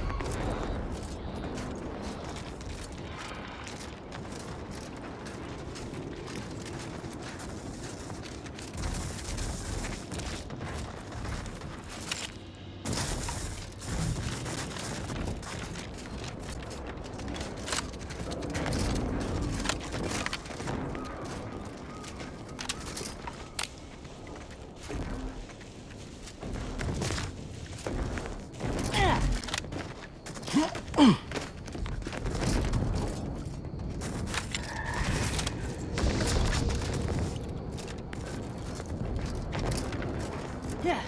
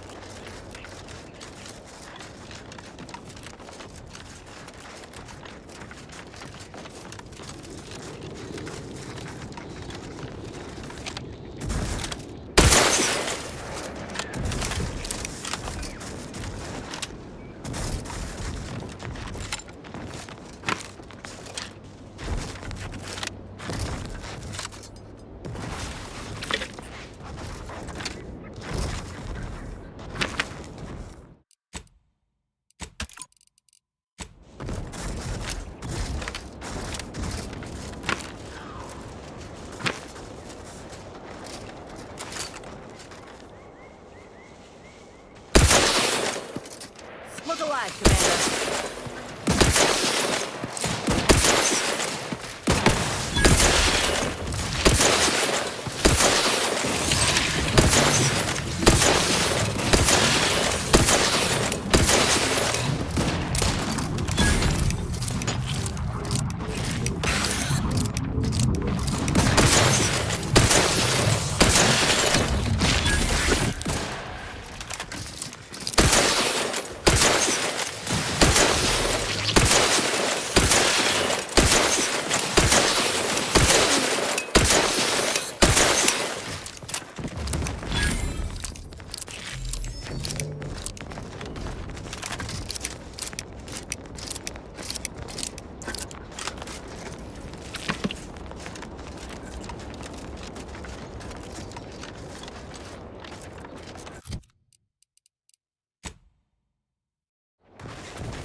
See those burrows? The skeleton's nearby. And if it's as nearby as I think, it don't bode well for those scientists.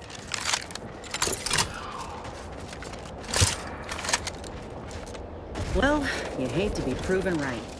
These folk have been dead a while. And that must be the machinery Doc mentioned. Over here, Commander.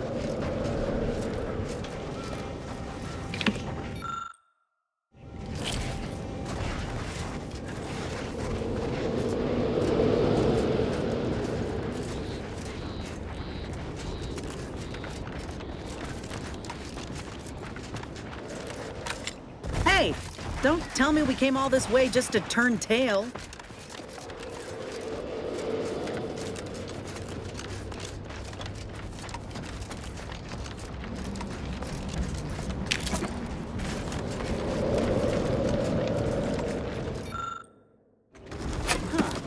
Seems this terminal reroutes power to speakers around the cave. They were using sound to lure Crabbles out. Let's see here.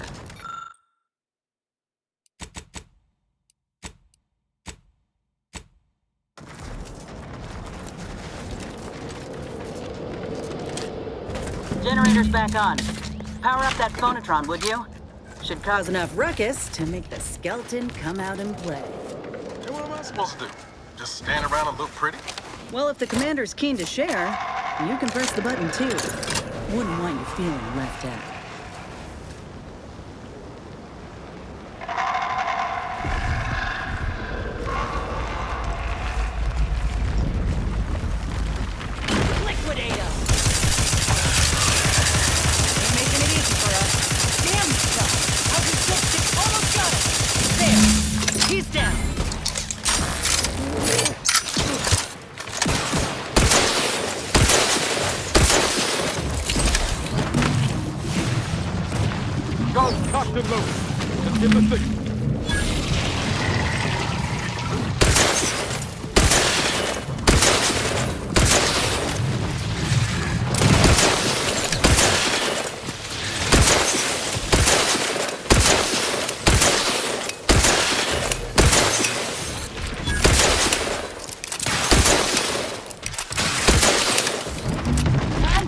Nice work.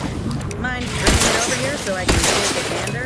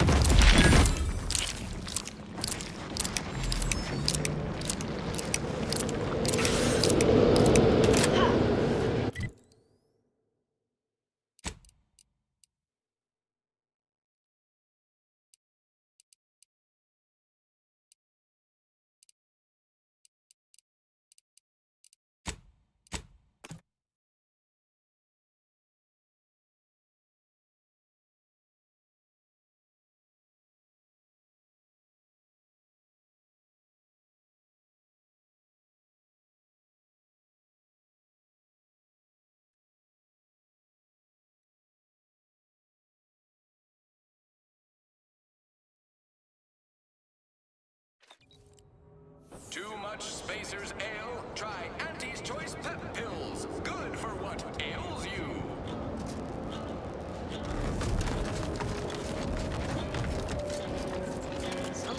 I'm here to spread unfettered free trade. None. Air on this planet's strange. No stimulant gases. Don't like it. Don't go into that saloon if you got a lick of gumption. They... Swear, I almost had it this time. Everything all lined up. Easy mark, guaranteed moneymaker, favorable terms. Practically the recipe for success. Look like you've had your share of troubles.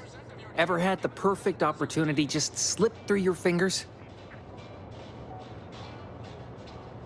So you can understand my situation then. I had just the thing to get me a fast-track promotion to lower middle management. Now you seem like someone who knows a good deal and wouldn't be adverse to helping me out.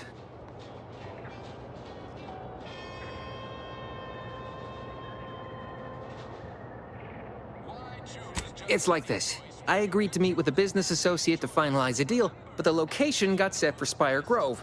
Problem is, you been outside of Fairfield? The funicular to Spire Grove broke recently, so I got no way to get up there. I'd break my neck scaling that cliff for sure. There's a long way around, but it's not for me. Why, the path there might be lousy with raptidons for all I know. It wasn't before, but mayhap they were just lulling me into a false sense of complacency so they can strike. While exploring facilities to the north, my partner unearthed the heretofore unexploited advanced protectorate technology. Couldn't or wouldn't go into details, but he promised every household would want one, that it'd revolutionize the daily life of Auntie's Choice citizens. Typical research type, focused on all the wrong things. Not particularly motivated by competition or social advancement. Strange bird. Pitched him the dumbest deal I could think of. Told him I'd trade him my entire tossball card collection for schematics or a prototype. Said sure. Complete rube. Didn't even ask about condition. My 𝘼𝙗𝙘𝙪𝙩 rookie card isn't even ultra fine, got a piece of nicotine chewing gum stuck to it. Don't want to bargain none? Might suspicious, you ask me. Like maybe I ought to end this here conversation. I have a few bits I can offer you, not much, but if it turns out a roaring success like it ought to, and I get a fat promotion, I promise I'll see you're taken care of later. Splendid. Go parlay with Jackson Plum up at Spire Grove. It's some kind of agricultural harvesting encampment southwest of here, near a mess of them rocky spires. He'll provide the agreed-upon schematics. Oh, the broke-down funicular is due west of here. Dexterous-looking so-and-so like yourself could probably scarp her up it in a jiffy. From there, it's just up the hill a smidge. So close, but so far away. At least for me, anyhow. Truth is, haven't the slightest. You know the Protectorate have all the most advanced technology, though. Probably something straight out of an Aetherwave serial. Edible spacesuits, N-ray specs, matter translocation. It could be anything. If Jackson's all fired up about it, it'll be beyond comprehension, I'm sure. All right, then. Don't let me keep you.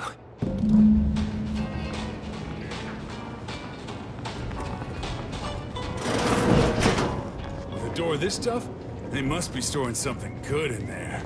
Yeah.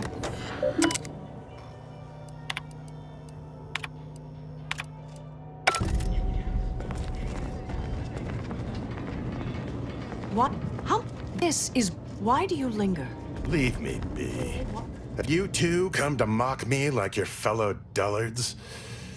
Perhaps if you rub together your only 2 brain cells, you might even come up with something approaching cutting. No. Wait. You're not some corporate simpleton, are you? On the contrary, you have the manner of an officer about you. Someone who understands the substantive weight of command. It's in the way you carry yourself, like a ship with the slightest amount of drag. You've seen death, suffered defeat. Did you perhaps lose soldiers in a battle recently?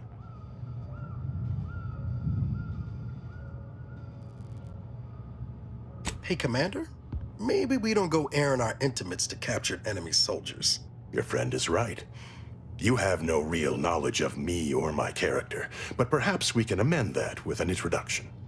Please, allow me to start over. I am Warden Sterling, dedicated servant of the Protector of Arcadia and caretaker of worlds, the Sovereign Henry Varick. And if I did... What a strange argument. Obviously, I would prefer the contents of the armory remain with the Protectorate, but circumstances being what they are, perhaps you're right. We need more privacy before continuing this conversation. Go to the back of the building, and I shall meet you at the window of my cell. I'll be waiting.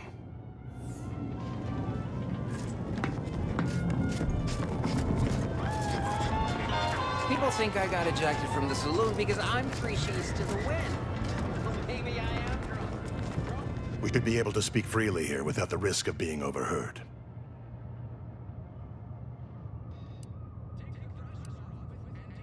There is an entrance on the roof by which you may gain ingress.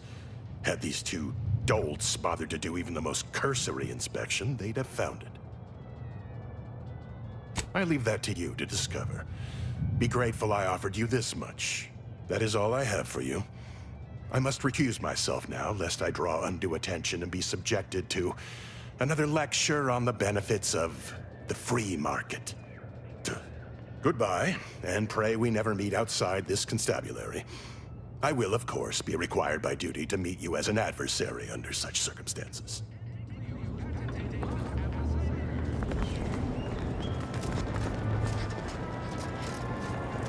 Something I can help you with? I'm happy to report that I'm making unprecedented progress, Inspector. You'd think so, huh? But these Protectorate systems aren't like ours back home. Trip the wrong switch and you get locked out. Have to start all over. Ask me how I know.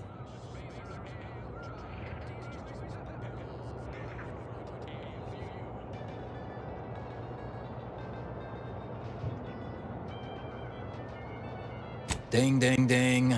Looks to be we got ourselves a winner, folks. Sometimes you gotta get away from the problem in order to solve the problem. That's what I'm doing. I hope. You vent all the fun out of being agreed with.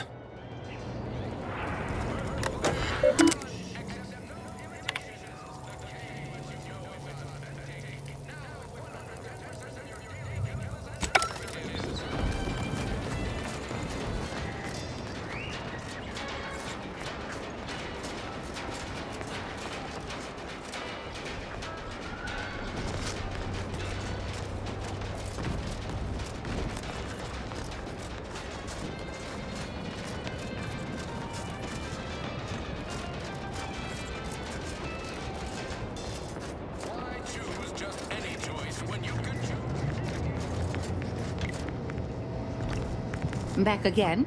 I hope the hunting has gone well. Certainly, if you've procured the right materials. I've been fine-tuning the procedure in the meantime. I do believe it'll be as smooth as Crabble butter. I'm gonna assume Crabble butter's especially smooth, because I'm ready to feel like myself again. The material we harvested from the skeleton Crabble could allow me to fire off scalding shell shards. They'd pierce through armor easily, I imagine. And the part from the Raptidon matriarch should let me camouflage myself at will, like other Raps can. I'd be able to close the distance and heal you up without the enemy noticing. I believe either option would suit me fine. Care to share your thoughts? Then I will. And you know what? This makes me the first of Auntie's soldiers to graft with the skeleton's claw. I rather like the thought of being a pioneer. If you don't mind, I'll go ahead and take this spare part off your hands for my own research. Oh, the skeleton Crabble will be a splendid match for you, Inez. Go on now. Get sorted while I get this machine up and running. Mind the Raptidon drool on the table. No need to be nervous. I promise. You're an inspiration. I feel at peace with my mortality already. Enough distractions, please. I need the utmost focus for my work.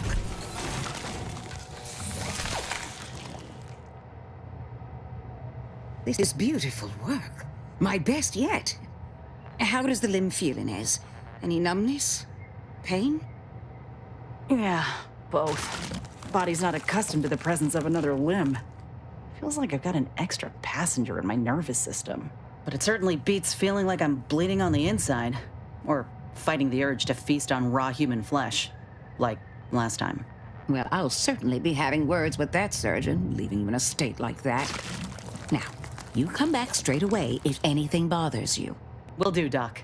I thank you. And you, Commander, without your help, I don't know what I might have done. Whatever you need going forward, I'm there. You got my word. I feel strange. In a good way.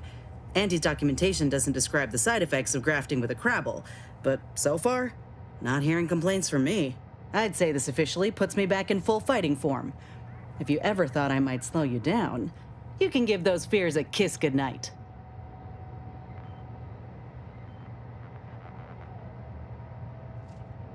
Good. I can't rightly take a look without contorting myself in front of a mirror, so it's a comfort to have someone with a keen eye taking notice. I got a good feeling about this partnership of ours. Just want to reiterate that I'll make good on my end of the deal. I plan on proving my worth to you and to Auntie, no matter what it takes. Well, then I guess I ought to open the eyes of those who don't quite see it that way yet. I appreciate you hearing me out. We should move on.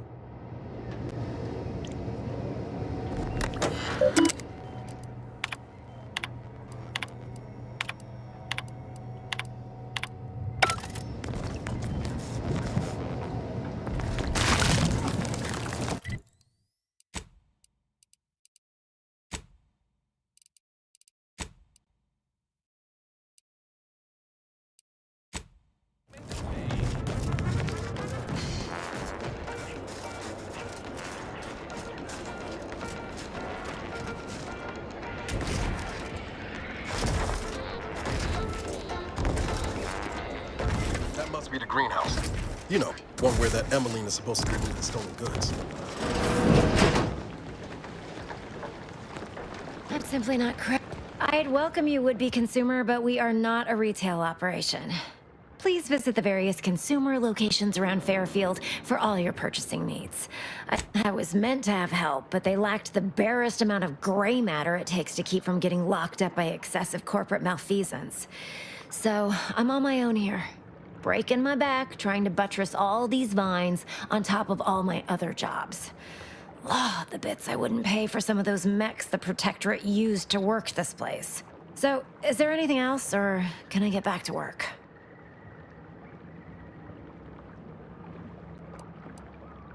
What? No, that's... I was just being sardonic. It's my way of saying, I'm so tired, it feels like I've got 50 jobs. Whoa, now just hold up there a minute, friend. I badly turn a phrase and jumble my words a bit, and you're going to call me out as a liar? Huh. True enough on all counts. Plus, you've got the grit to stand there and say it all to my face without any kind of hesitation. You know, I've been looking for some backfills with the kind of cleverness usually only found on the seedy lower decks of the claim. Feel like making a few bits? Wonderful. Your jib is exactly the kind of cut we could use right now. And I've got a whole cartridge of bits that's been waiting for someone to earn it. I'm part of 𝘼𝙗𝙘𝙪𝙩. We're a group of merchants, information brokers, and commodity traders who deal outside the systems most folk are confined by. You can trust them. We make under-the-table deals with them all the time. We're the best way to get things done in anti-space if you're looking for profit. Want to buy it, sell it, move it? We've got someone to do it for you. Well, isn't that just wonderful? I had no suspicion when you walked through my door that you'd help resolve the last of the morass Paradise Island has become for us. And all we need you to do is access Quartermaster Cardosa's terminal and scrub any Spectrum vodka from her ledgers. It's already been resold, so having it in her system could become problematic. Expunge it, and I get you some bits, and the friendship of 𝘼𝙗𝙗𝙪𝙩 all over the system. You get me? Because we are the black market in Arcadia. Odds are, at some point, you're going to need something you just can't get legally. Then you'll be thrilled we're associated. 𝘼𝙗𝙗𝙪𝙩 feeds that appetite to not just survive, but to thrive. And that's taking all of us places. We're more than simple opportunists. We are opportunistically driven. Trust me, for both short-term benefits and long-term prospects, you want to be our friend.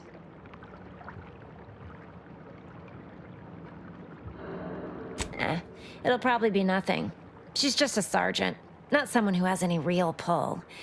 And I've already made arrangements with everyone who matters. So, if she catches you, about the worst she can do is a switch on the rest. And I'll be waiting here with your bits.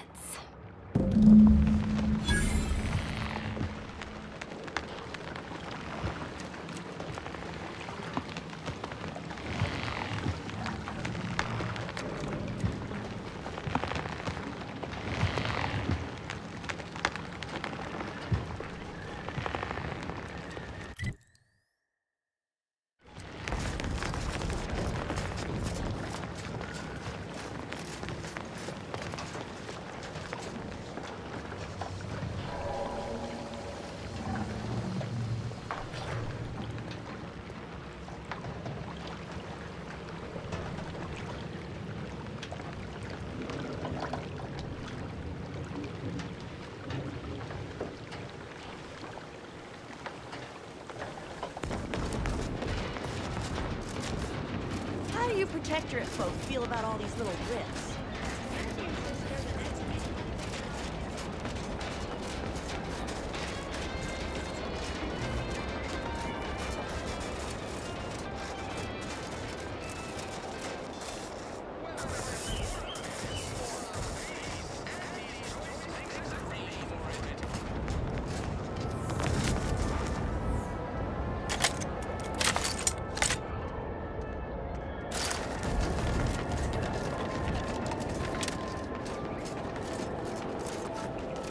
Gonna need a... Let me guess. Gun keeps jamming, armor don't quite fit snug as you like. State your division and I'll get you outfitted. Quick and proper, or your next provision's free.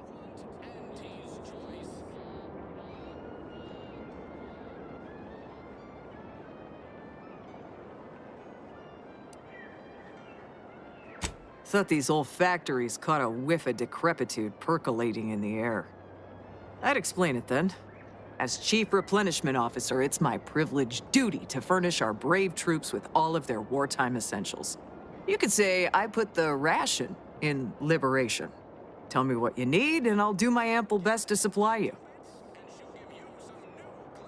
No one here but you, me, and several tons of well-oiled machinery. What's this about? Good eye. Though I'd say they're better than nice. Got more armor than a hammerclaw, but better flight handling than the old clunkers we used to stock. If things had turned out differently, might be someone else standing here, while I'd be off piloting one of those beauties. Don't have the aptitude for flight, apparently. But this role suits me fine. I like the upward mobility, in the metaphorical business sense, I mean.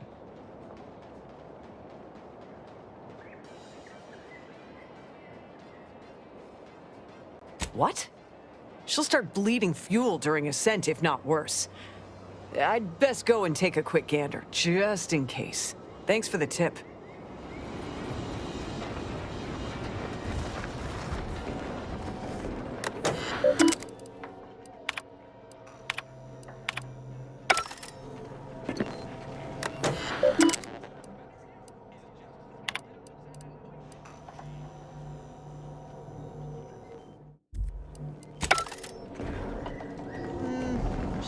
All right.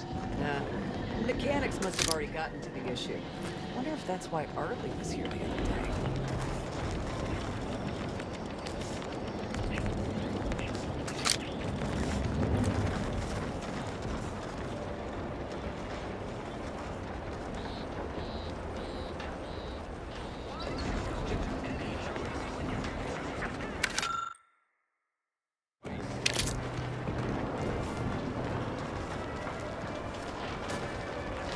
If you're not a go-getter, then go away.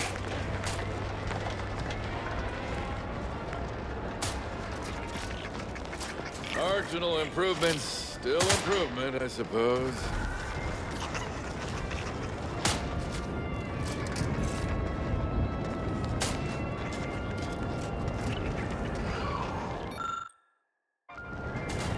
He'd make a great lower manager.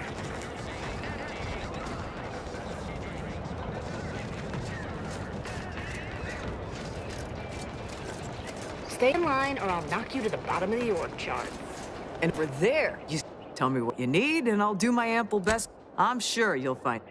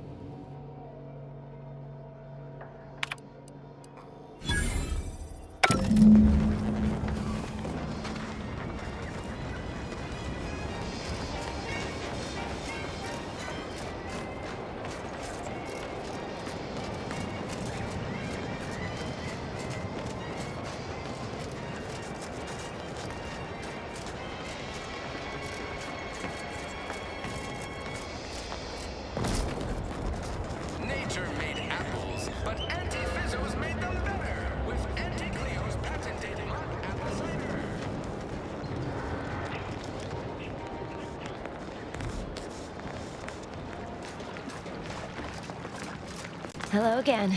You get that inventory issue sorted? How grand. That officially mops up the last of the mess from the buffoons that came before me.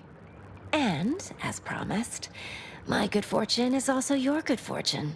And while this might be a tad fewer bits than you were hoping for, remember, you've also made allies that you'll find all across Arcadia. Just keep watching for paintings of a stylish yellow rose with a split black circle near the middle. Like the one you passed on your way in. Find that rose, and you find Sub Rosa.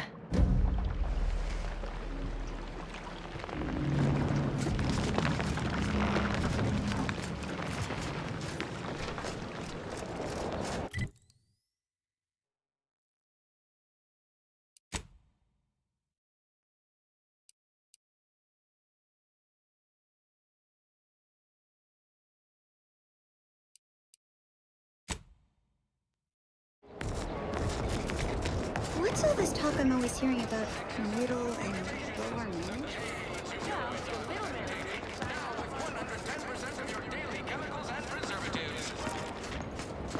A lot of fresh blood in the talent pool around here with these protectorate inspectors. Might have a word, Commander.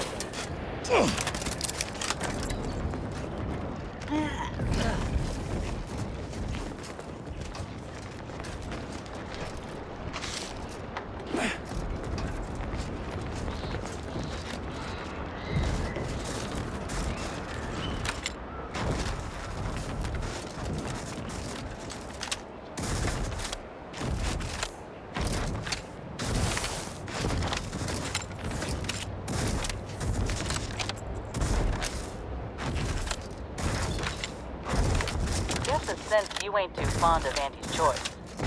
Any reason why? Be on account of them being a giant, malignant corporate entity? Reminds me of the one I grew up under.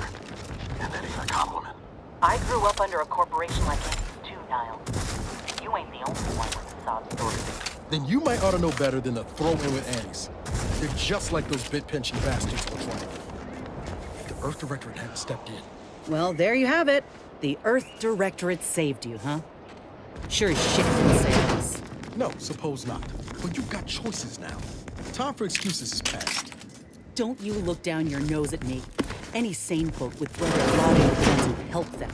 Not those who deliberately look the other way. How's your own loyalty to the Earth Directorate treated you all this time? I'm sorry. I didn't mean that.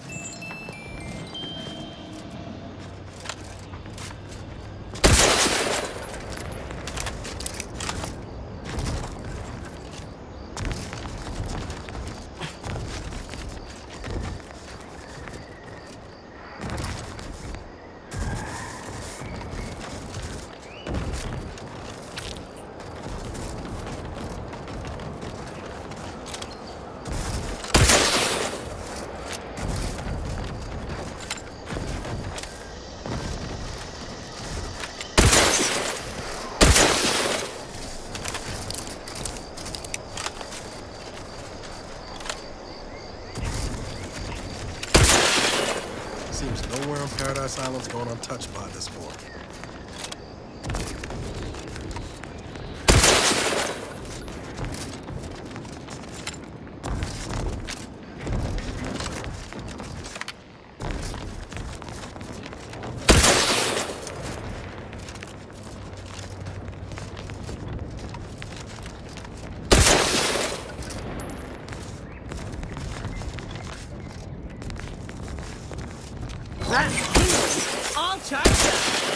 think you needed a strike?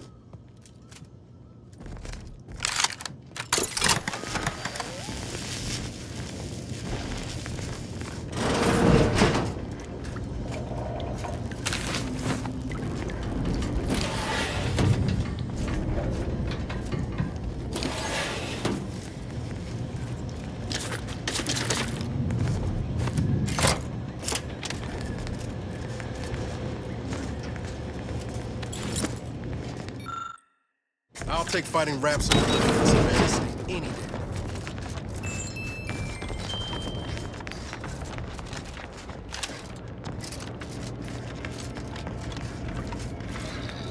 Armed and ready.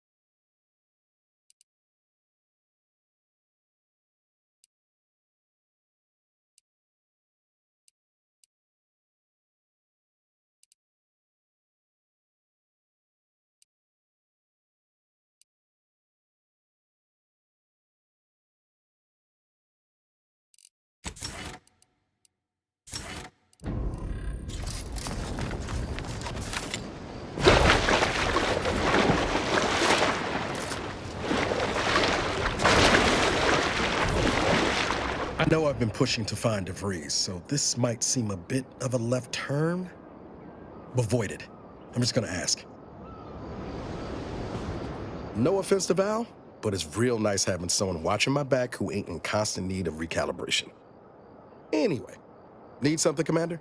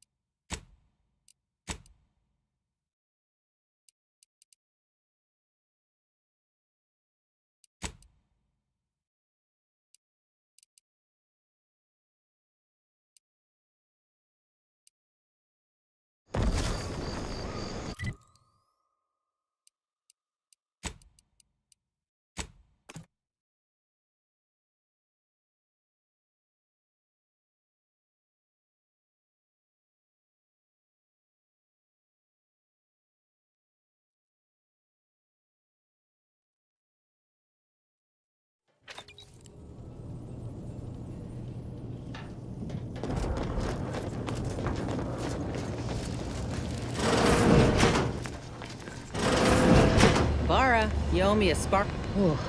My system still ain't gotten the memo we're clear of the relay. I'm itching to keep running. We're damn lucky we got out in time, Commander. Just wish Westport hadn't been the victim here. Those folk didn't deserve to go out like that, Protectorate or not. I know what's done is done, but I'll have to sit with this. Sounds like your old pal 𝘼𝙗𝙗 was in deep with the Order. Now, I don't know a whole lot about them, but I don't reckon fanatical is part of their employee code of conduct. And as you've seen, that kind of loyalty can pose a real problem to everyone else. But we'll track her down before it comes to a head. Don't you worry. Fine by me. Oh, I see. You're here to gossip. All right, let's hear it. Who do you want to talk about?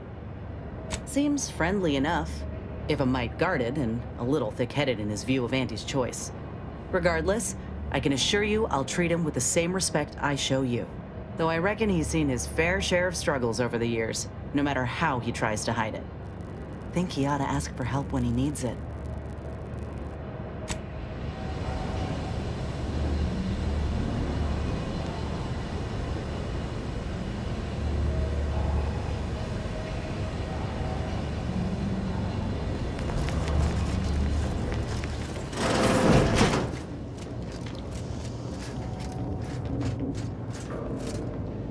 Is it me, or has my ankle been... Anyway, need something, Commander?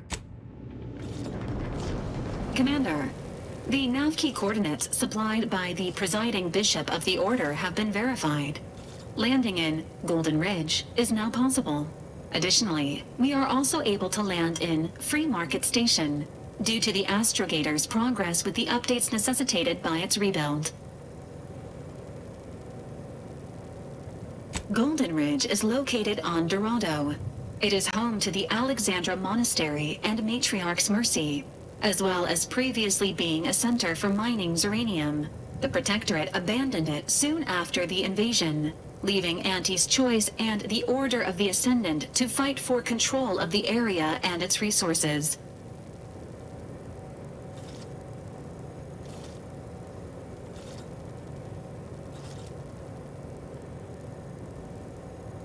Free Market Station is an independent marketplace, the only one in the system. It is called such as it was built out of a crashed Auntie's Choice freighter by that name. Agent Ibarra frequented it occasionally after the invasion. He said it was a good place to find newfangled gadgets and stolen prototypes and whatnot. Agent Ibarra prioritized your recovery above pursuing Agent 𝘼𝙗𝙗𝙪𝙩. This involved disassembling and rebuilding the astrogator to allow the incognito to travel to your location. As the rebuilding process progresses, old nav keys may be unlocked. Unfortunately, most of them are likely not recoverable.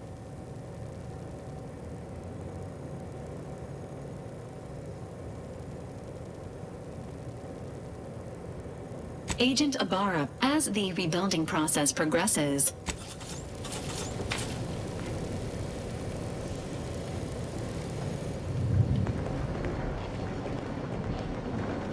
Commander, there is a 98.7% chance that hunting Agent DeVries will require greater amounts of ammunition than you currently possess. Ammunition can be purchased at vending machines or crafted at a workbench using materials like this collection of scrap metal and powder. Updating ship roster to reflect the addition of Trooper Silong. Reminder: Earth Directorate agents are not allowed to participate in paid promotions funded by corporations. Furthermore, any opinions expressed in favor of product are the agent's own and do not reflect the opinions of the Earth Directorate.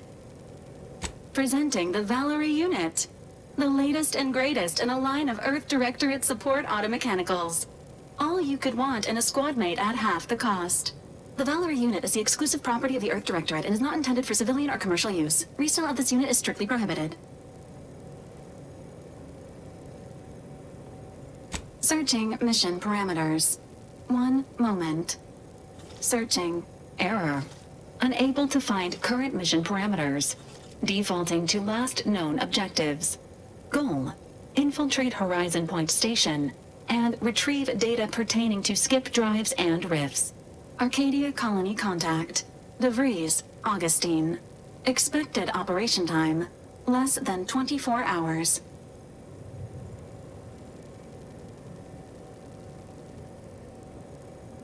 Laughter is the best medicine, second only to ampicillin.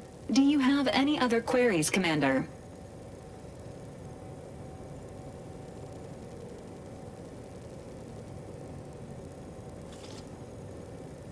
Attempting to ride this unit in order to replicate the experience of flight is strongly discouraged.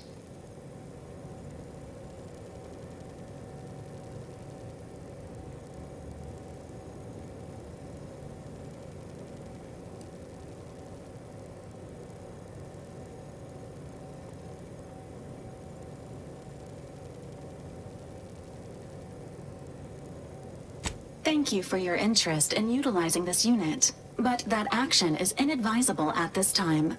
Do you have any other queries, Commander?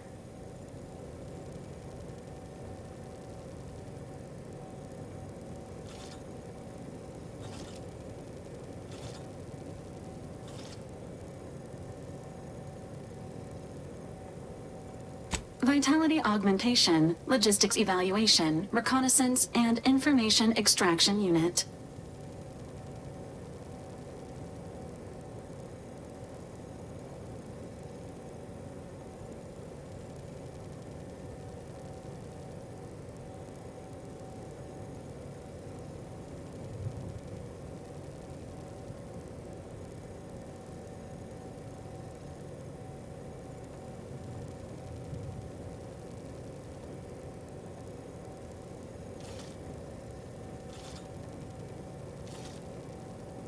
Do you have any other queries, Commander? This unit was first deployed on a mission to Redacted more than 10 years ago and was primarily credited for that operation's success. Other highlights include the triumph at Redacted, the rescue of Redacted, and the first successful execution of the Stanfield maneuver in zero gravity. Always happy to be of service. Do you have any other queries, Commander?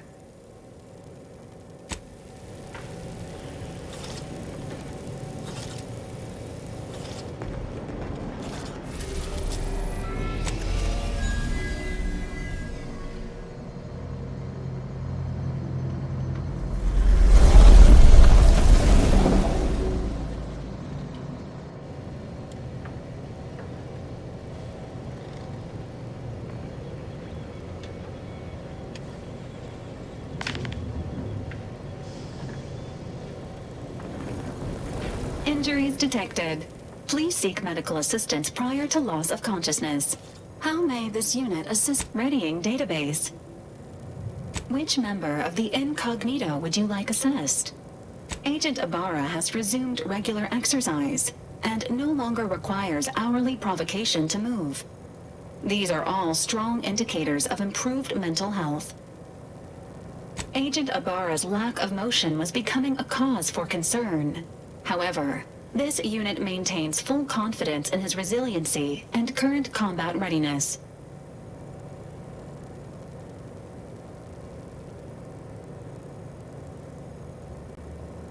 Grafts are known to cause pain and discomfort due to dry, flaky skin and restricted blood flow, among other issues. While Trooper 𝘼𝙗 has declined this unit's offer of therapeutic palpation, she has allowed for a humidifier to be installed in her quarters. For now, Trooper 𝘼𝙗's overall health outcome remains uncertain.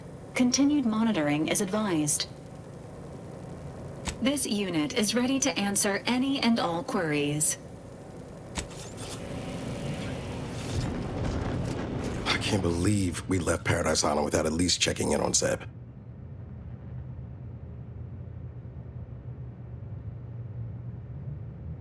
No, not everything. This wasn't. But don't worry. Won't trouble you with my private business moving forward.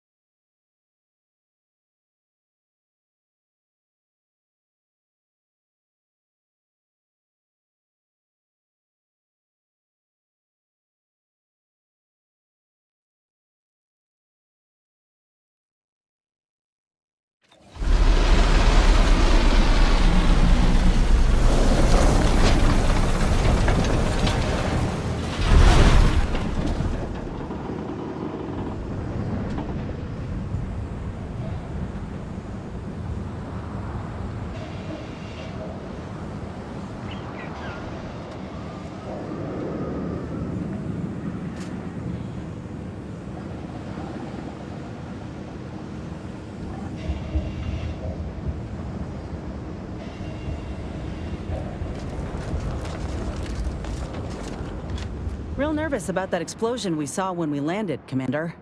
If this were deliberate, this whole place is liable to turn into a powder keg.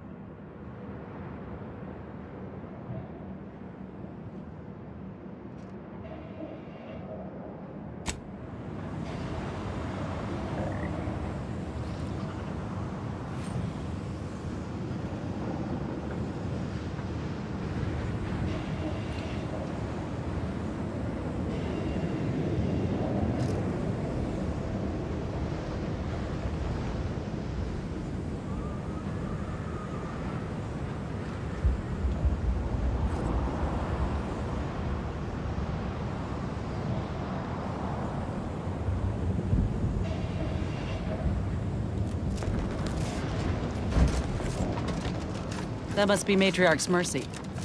Sure think a lot of their royal family, don't they? Nobody around!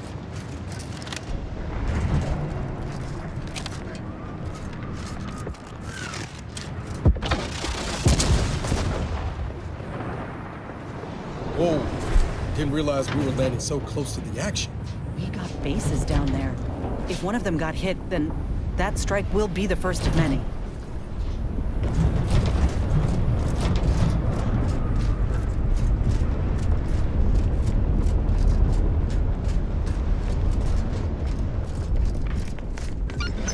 Vigilant, report any suspicious activity to your nearest station warden.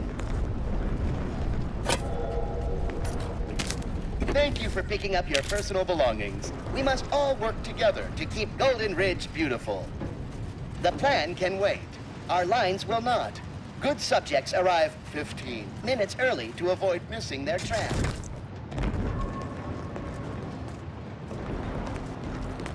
This station must have really been something before the war made its home here. If things escalate, might never be something again.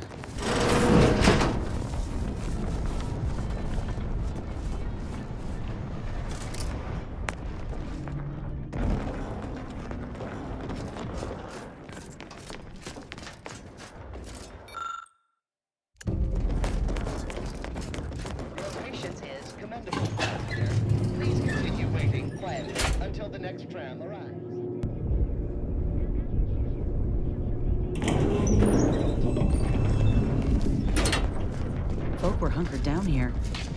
I wonder how long they held out before. Well, best not to think about it. Lest you're bent on exploring, best we hoof it over to Matriarch's Mercy and meet with that abbot 𝘼𝙗𝙘𝙪𝙩 mentioned.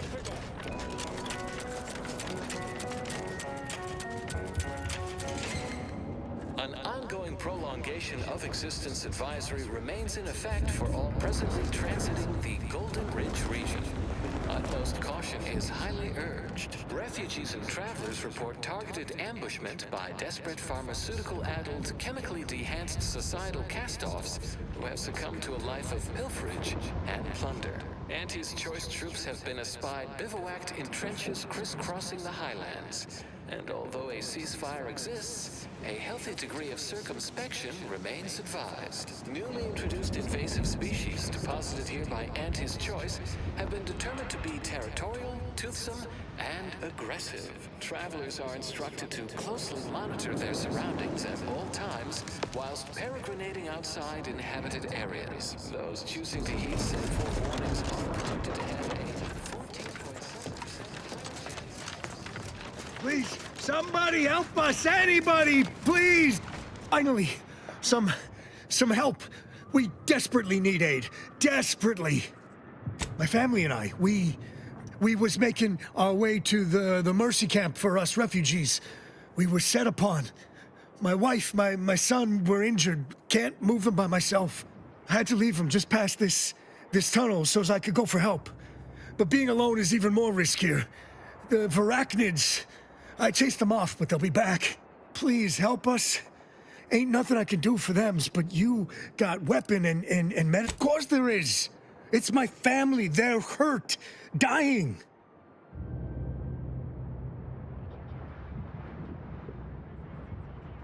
Thank you. Thank you. This way. This way.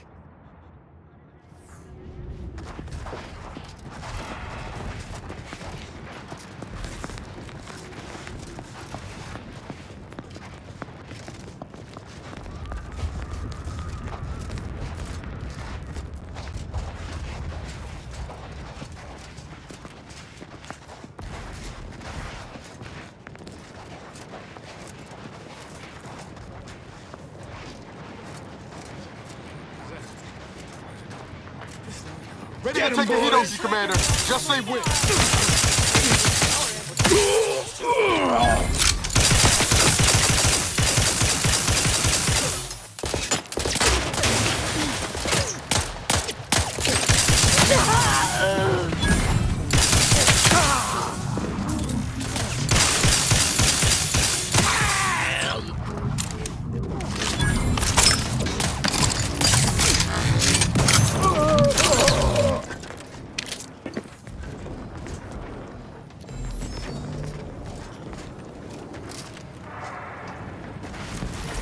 Sure hope Val isn't missing us something fierce back on the ship. Anyway, need something, Commander?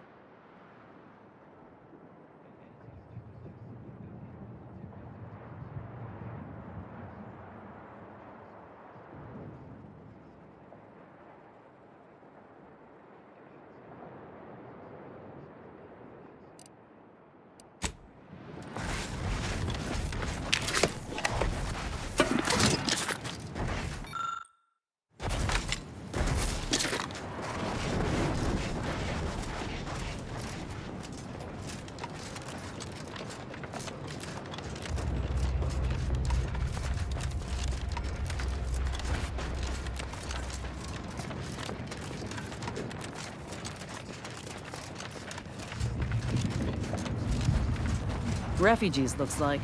And after that strike, there'll only be more at the gates. Another refugee? Just a moment.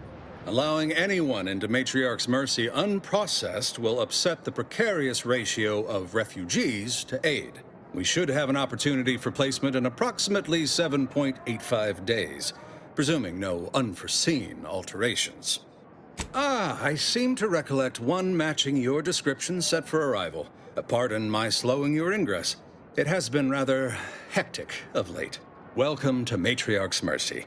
Rule number 1, no crowding. Rule number 2, avoid the exclusion zone. Our seer has predicted non-specific imminent danger. Can't say I didn't warn you. You need anything, talk to Seer Wiley. He's in the lift building, straight through the settlement.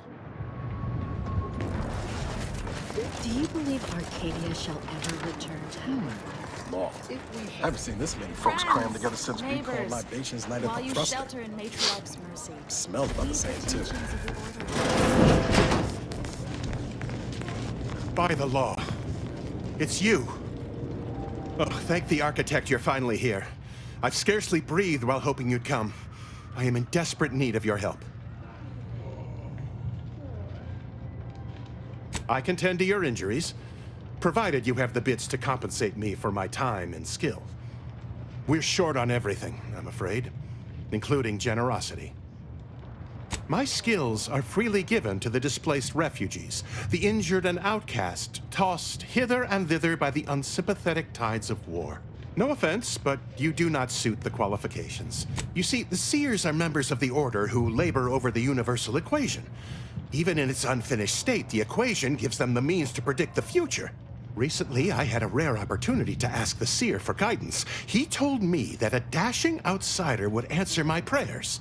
I feared the prediction was a fluke, but here you are, a dashing outsider standing before me.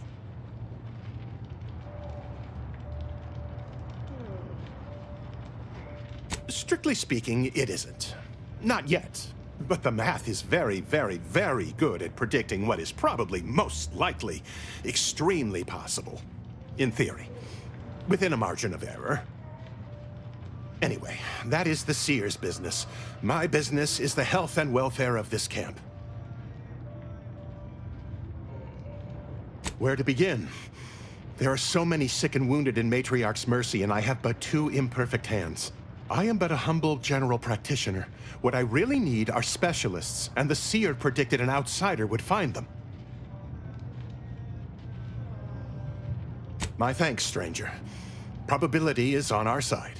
The Seer gave me a datapad with explicit instructions that I not read it, for my intervention could only throw probability into disarray. Now, take the datapad, with my thanks. How can I be of service? My supplies are running low, but then again, so are my bits. Very well. Suppose I can't help anyone if I'm poor.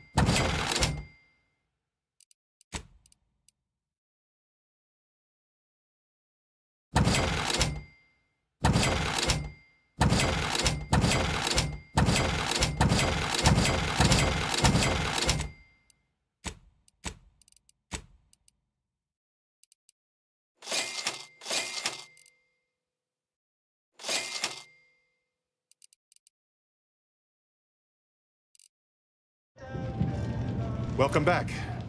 Any luck enlisting help? As a doctor, I'm appalled.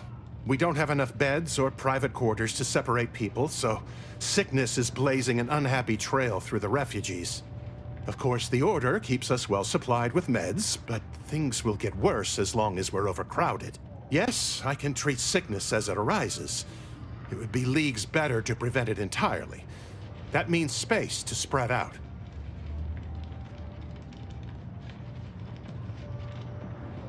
Since you asked, you can run this medicine to 𝘼𝙗𝙗𝙪𝙩.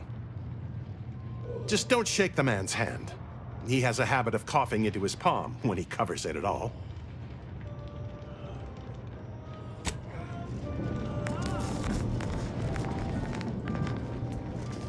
You're right. The universe does not orient itself.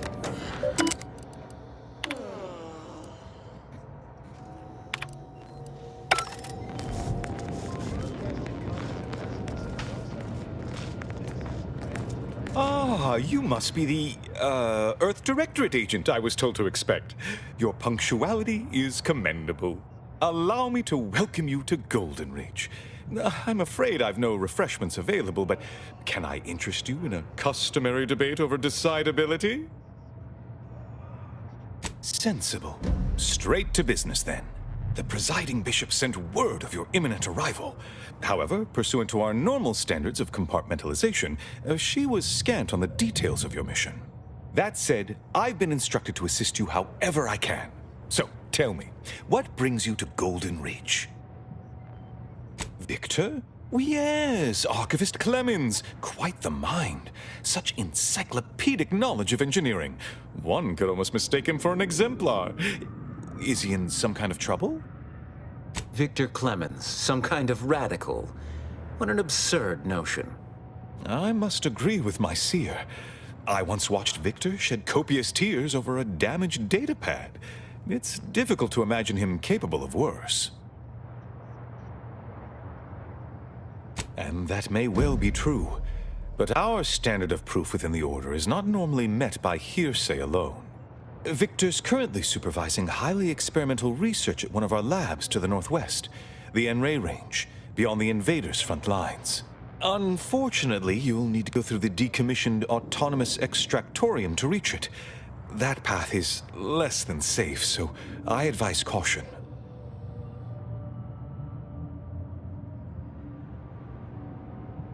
Besides the highly caustic Serenium River and the Mantisaurs, we've also received reports of mad cultists in the area.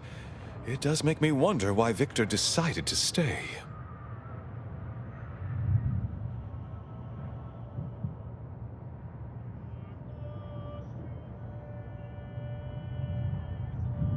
Fascinating. Your fear response must be suffering from some impairment. Likely the result of a traumatic brain injury. I'd have to open you up to be sure. A generous offer, my friend, but I don't think the agent is interested in exploratory surgeries at the moment. Loath as I am to admit it, there may be some merit to your worries over a conspiracy within the Order, whether Victor is involved or not. As my predecessor would remind me, denying unpleasant facts is not good science. I would be remiss if I failed to support an investigation.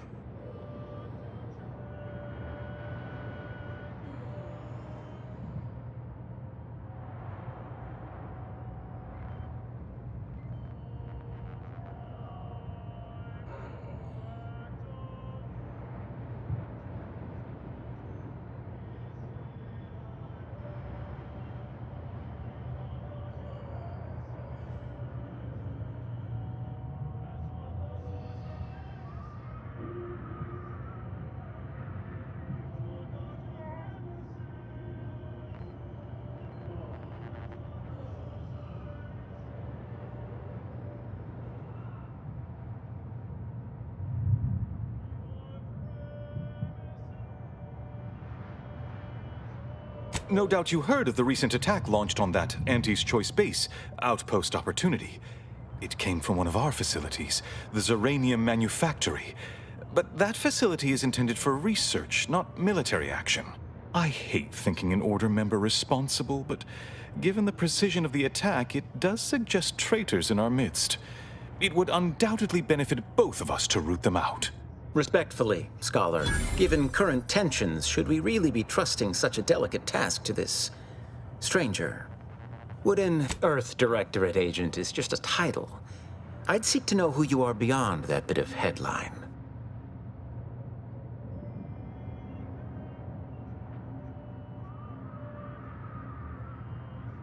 I don't dispute the need for discretion, my friend, but the presiding bishop made the determination to send the agent to us.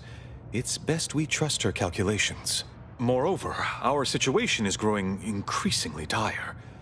I can't overstate my fears concerning this most recent attack ending the ceasefire and reigniting the war in Golden Ridge. One more thing. Your investigation into the traitors takes precedence, but if you could also render aid at Outpost Opportunity on our behalf, such a gesture might preserve the peace.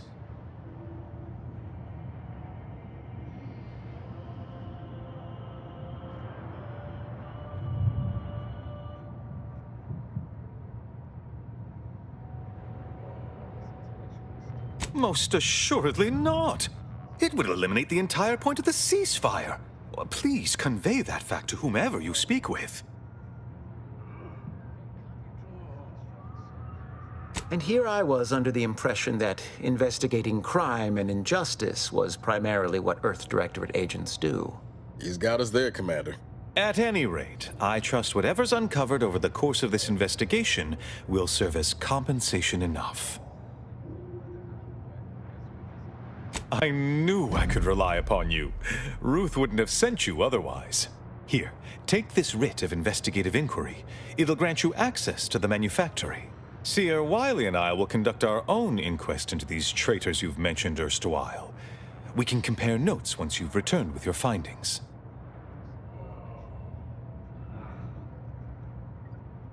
Illuminating the path to true erudition is an abbot's moral duty. Whatever I can tell you, I will.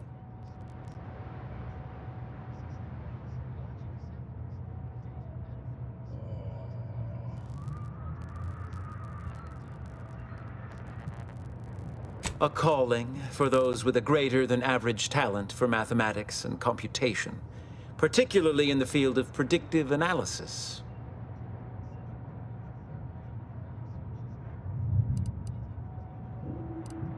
Yes. Oh, indeed.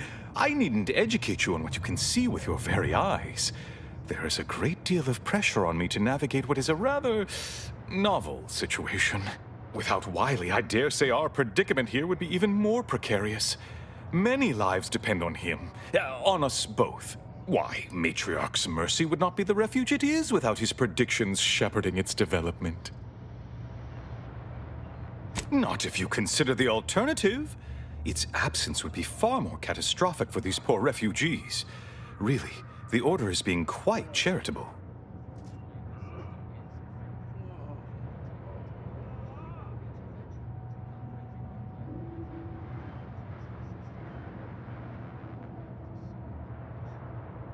That is a statue of the matriarch, Alexandra Varick, Arcadia's founder and for whom the monastery was named after. Regrettably, Alexandra Monastery is closed to non-order members at the moment, given recent troubles. But perhaps 𝘼𝙗𝙗 can give us an estimation of its reopening. Oh, certainly. According to my calculations, the monastery will be accessible to certain members of the public shortly. Ha! Good news indeed. Oh, you really must visit. The observatory is a true sight to behold.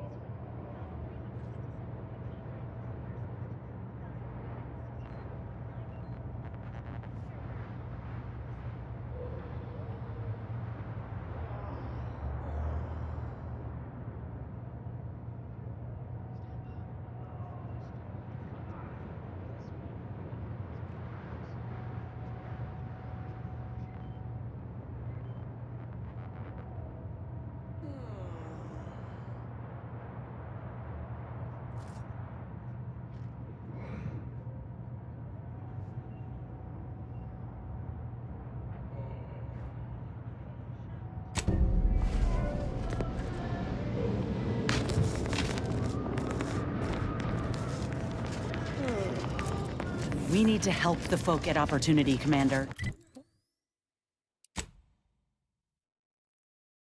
Void the Abbot. He's more concerned with exonerating his own than with making things right. Wait. Don't tell me you're one of those... I remember this place before the war. Functioning trabecules.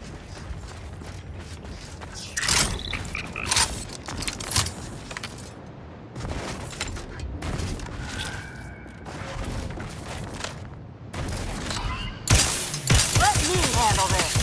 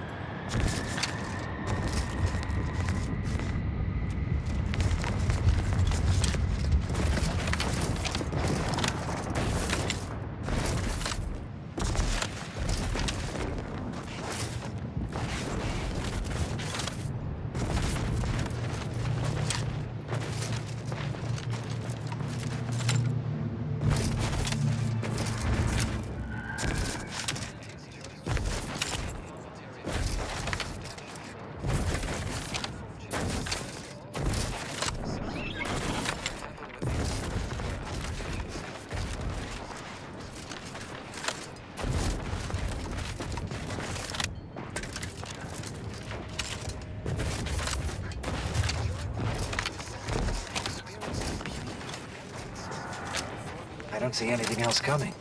Was it just the one? In light of the recent attack on Auntie's Choice, you may want to make haste to Matriarch's Mercy. It's just down the road here.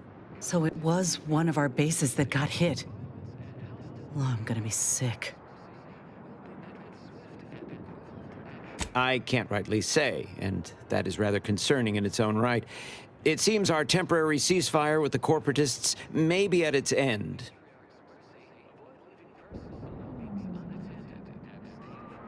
Yes, this was an active war zone until recently, and now seems like it may be so again. Not quite certain why the attack was launched, but that is not under my purview. I'd surmise that when Auntie's Choice realized they couldn't get through our defensive measures, they wisely chose the path of diplomacy. Seems I was mistaken. Well, it weren't our artillery that made that strike. I can tell you that much. They must have done something to provoke an attack. Which is why your safest path now is the one that leads to Matriarch's Mercy.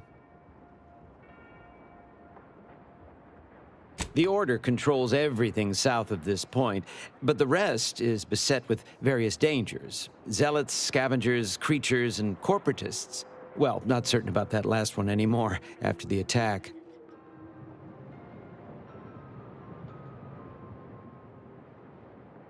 Cultists, mad to the last one. I believe they worship the rifts or some such. People will turn to anything to ease their discomfort during times of crisis, I suppose. They're both unstable and violent. Auntie's forces call them scrappers, and uses them for just that, gathering scrap materials. Excessive abuse of stimulants has made them severely unbalanced and prone to violence. They've also been known to pose as refugees, to lure their victims into ambushes. There are several camps of them northwest of here. I'd strongly advise keeping your distance.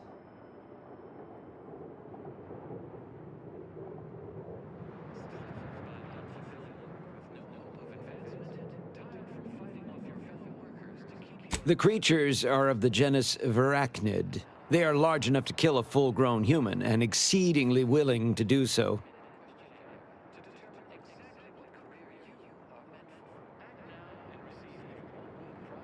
stranger.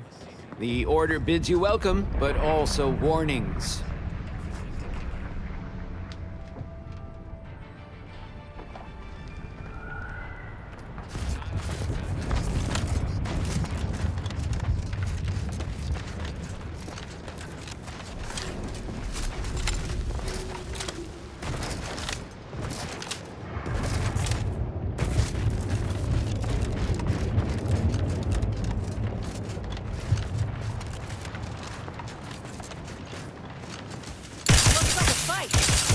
And I'll take care of it, Commander.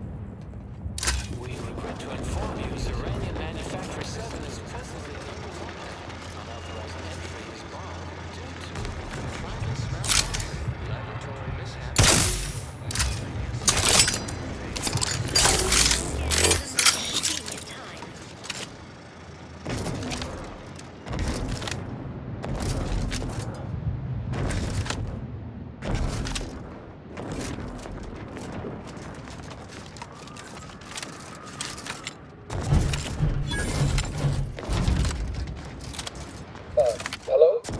Someone there? Yes? Did the missive not play, or was it garbled in some way? Are you somehow struggling with coherence?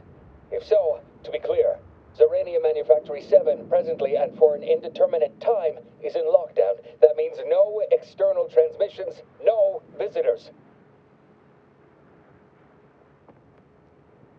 Wait, you have a writ? From the abbot? But we don't have any means of... yes, they said they have a... yes, sir. This is Factor 𝘼𝙗𝙗𝙪𝙩. Am I to understand you have orders from the abbot? Quite convenient for you. I have no way of verifying without allowing you entry.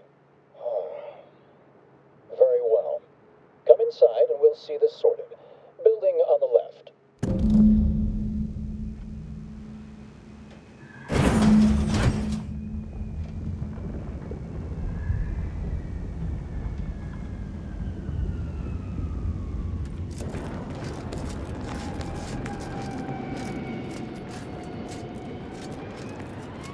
Yes, right over here. So, the abbot deigned to send someone whilst we're contending with all manner of emergencies, did he? Wait, is that an Auntie's Choice enhanced soldier with you? Oh, I see what this is. Stay back. We have no desire to escalate things further. Don't do something you'll regret. We want answers, not a fight. And if indeed there's any retribution to be had, it won't be by my hand. Tell him, Commander. Surely. Far be it from me to question the irreproachable prudence of an enigmatic caller. Sometimes I cannot fathom what goes through the abbot's mind, but your papers do seem to be legitimate. I will unlock the elevator so you can speak with Proctor Svoboda below. I'll send word you're en route, but fair warning, I cannot predict what reception you will receive. I expect your behavior will remain impeccable. As soon as I've seen to securing the facility, I'll be along straight away. The recent attack may have originated from this facility, but I assure you it was not at our hand.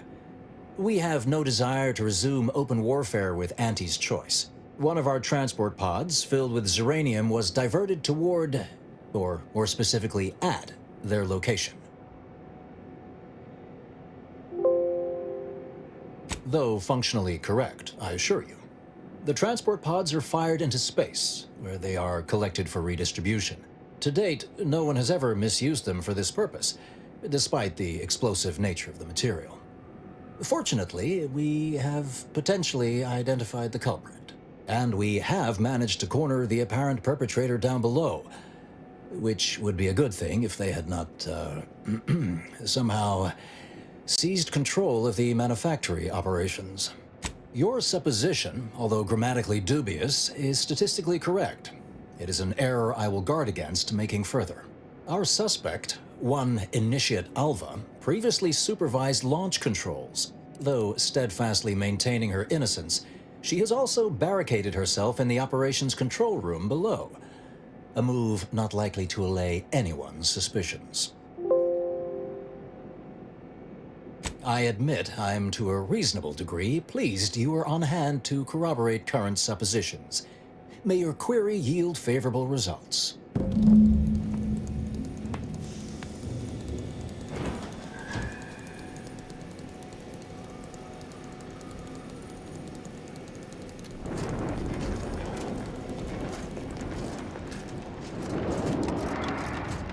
It evidently originated here. Transport pod full of Zeranium. Blue outpost opportunity to naught but tinges and flinders. Wait, so...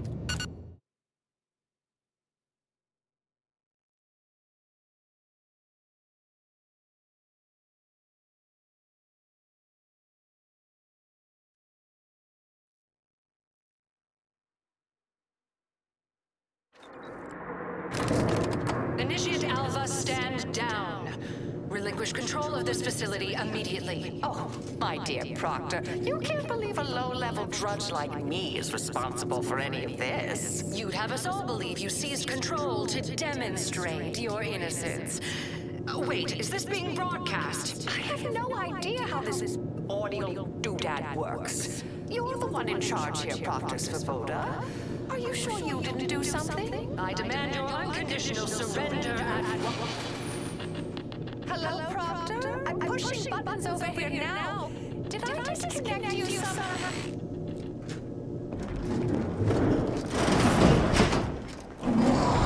Emergency detoxification initiated. System what's her name took over.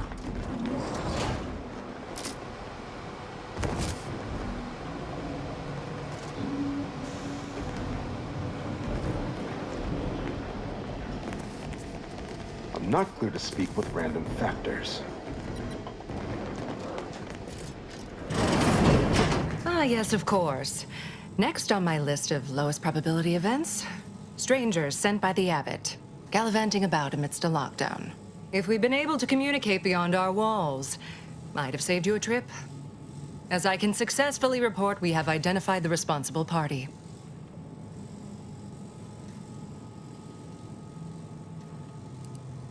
Ah, ill-timed levity.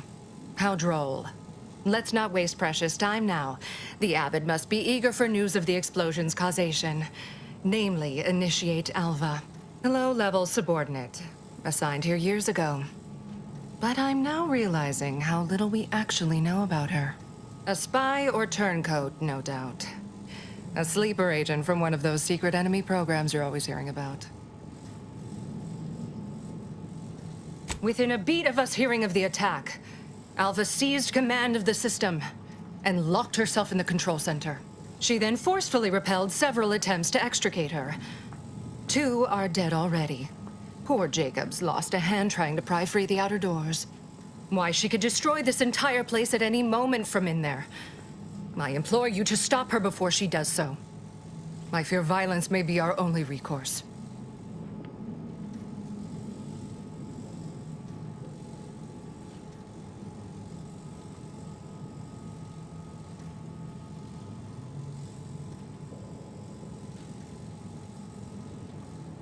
I am so pleased a reliable party is actively engaged. I'll be in my office, Let me know once she is no longer a problem.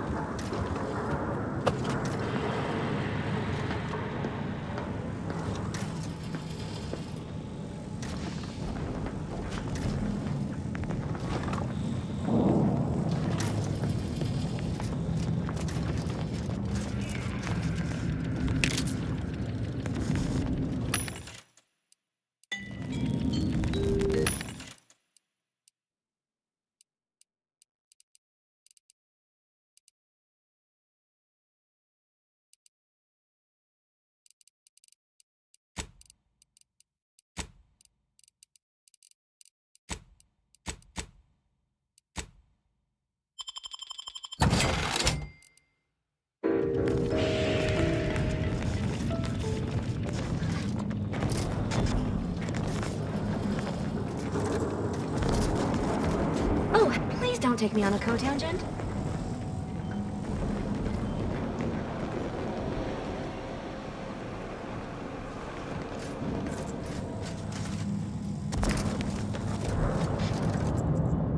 Now, this is important. Would you describe the Varachnid's Calicity as slavering when not in the mood for I can tell we have little Thank you. crossover of interests.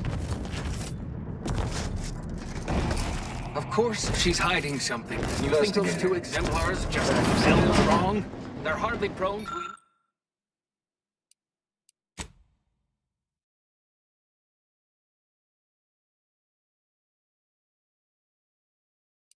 to involuntary self-injury.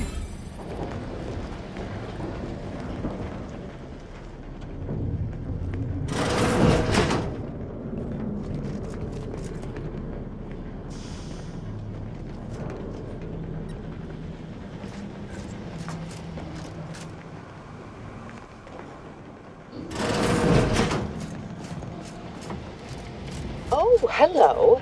A visitor. And who are you, dear? You're what? Some maverick for hire? Oh, no, I can see it now. Earth Directorate, yes? Like Commander Zane and that rascal Buddy. And who is that you brought with you? A friend? Ah, an Auntie's choice grafted soldier. You poor dear. And someone else. Another Earth Directorate agent, I see. Seems sad. Is she talking about me? All this for me. Fear I hardly deserve such attention. This entire business is just a terrible misunderstanding. I expect few in the Order know of you, but, well, I've kept to a role here that is purposely not very taxing. Others prefer calculations in their spare time. I have my stories. Between launches, I enjoyed serials, two-bit dreadfuls, periodicals. I adore Zane and Buddy, even if they are considered contraband. And you decidedly share their upright bearing. For the longest time, I didn't realize your organization actually existed. But here you are, well-timed and, no doubt, eager to help. Oh, you sounded just like Buddy, striving his best to resemble Commander Zane. The similarity was uncanny. Yes, that was terrible. I feel awful. Though technically speaking, they did kill each other. I didn't mean that to happen. They came at me, weapons drawn. My own training just took over. You see, years ago, I attended an introductory course at the Physical Education Center. I earned top marks.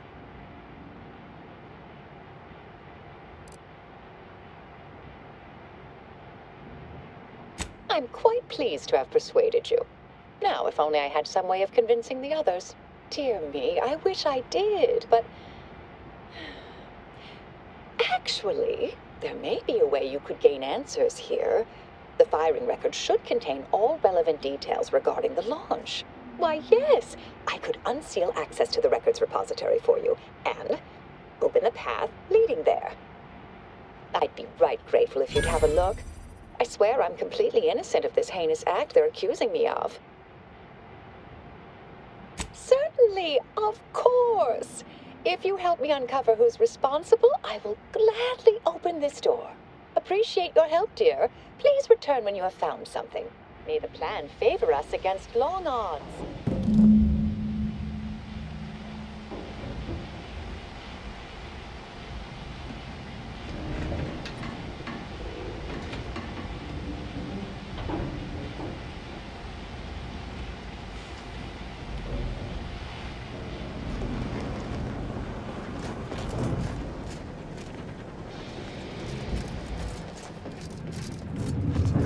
investigator.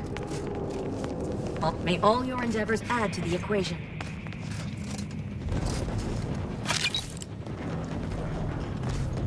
Good morning. Good afternoon.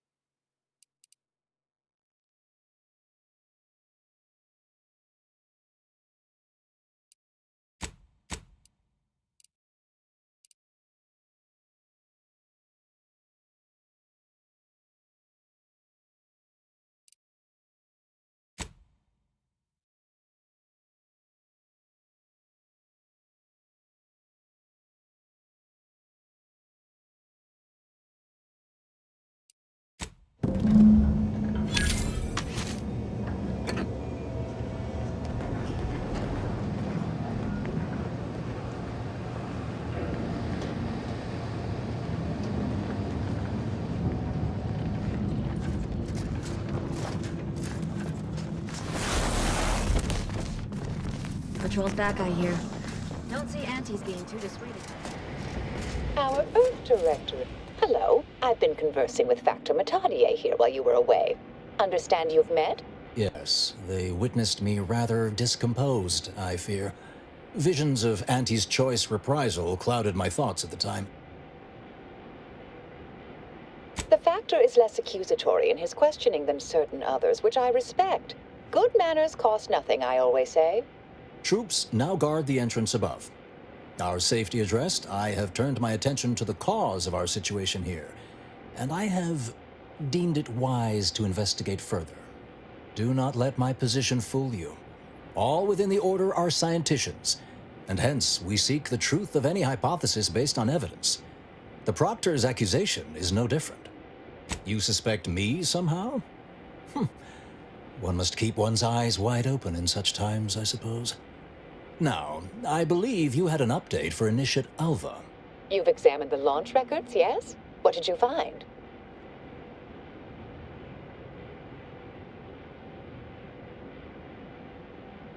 Well, dear, it's simply logical. I knew such evidence must exist, since I knew I didn't do this.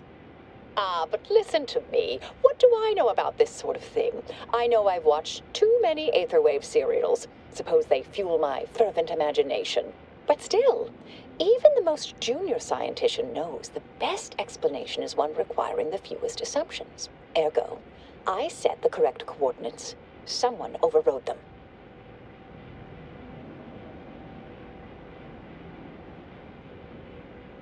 There should be ample time for regret later, dear. For now, I'll admit the armchair investigator in me wonders about Proctor 𝘼𝙗𝙗𝙗. Someone may be pulling her strings, perhaps. That's what investigators like you say, isn't it? Now, what you uncovered appears to imply two further avenues of inquiry. A 𝘼𝙗𝙗𝙗 leak occurred moments after the launch. I imagine it may have been used as a diversion, allowing the culprit time to falsify the record. The overriding of the coordinates also deserves a look. Don't you think? I expect the 𝘼𝙗𝙗𝙗 leak stemmed from alterations to the control boards and refinement logistics. I'd look for any signs of tampering that may point to the culprit. I can speak to the coordinate override, I believe. All commands are routed through the hub in central processing. If one meant to accomplish what you're suggesting, they would likely look to do it there. Part of me would like to tease you right now and say, you're not very good at cards, are you, dear? But if you're still on the fence about me, I shouldn't want to tip you over. All right. There. I've unsealed both areas. With hope, what you discover will help us determine the responsible party. I'll stay here and play for more time. If the Proctor sends anyone, I'll say I'm close to convincing you to surrender.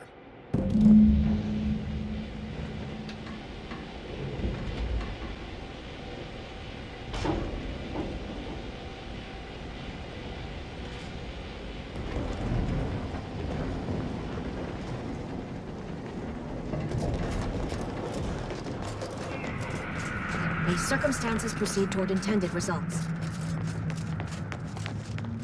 Svoboda sure has it out for that initiate. Guess I would too if Alva had killed a bunch of my colleagues.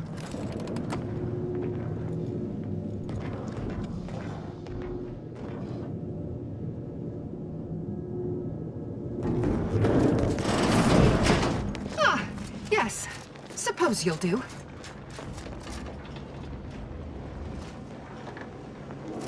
Svoboda. You know, I imagine the actual perpetrators becoming pretty miserable around now. I mean, they must have believed their plan was flawless. But problems began to mount. Errors started to multiply. And Earth directorate agent around. Along with that must have done their calculations. Has to be something stressful, don't you think? Nothing to add? Perhaps I pushed the wrong button. Well, I'm just looking for something else is in my messy affair once and for all.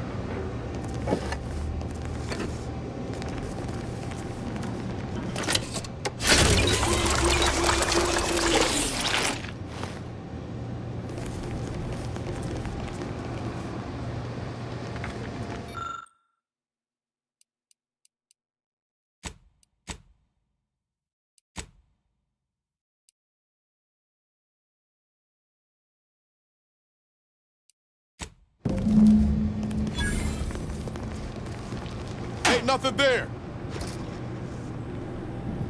Hey, what in the where now? It just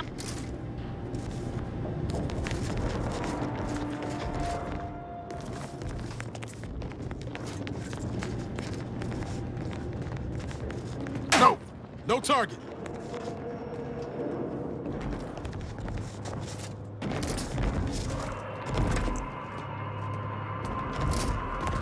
Nobody around.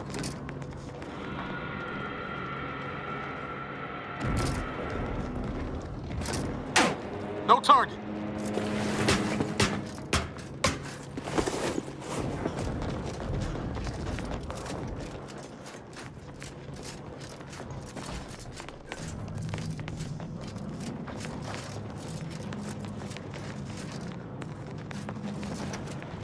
Fast, hey! Got a distraction for you. Come at me. Graph's back in business.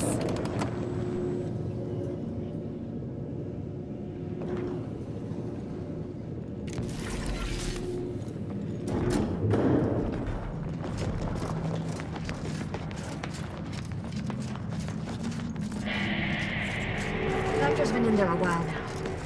Perhaps this conundrum is approaching a solution. Oh. May circumstances proceed toward intended results.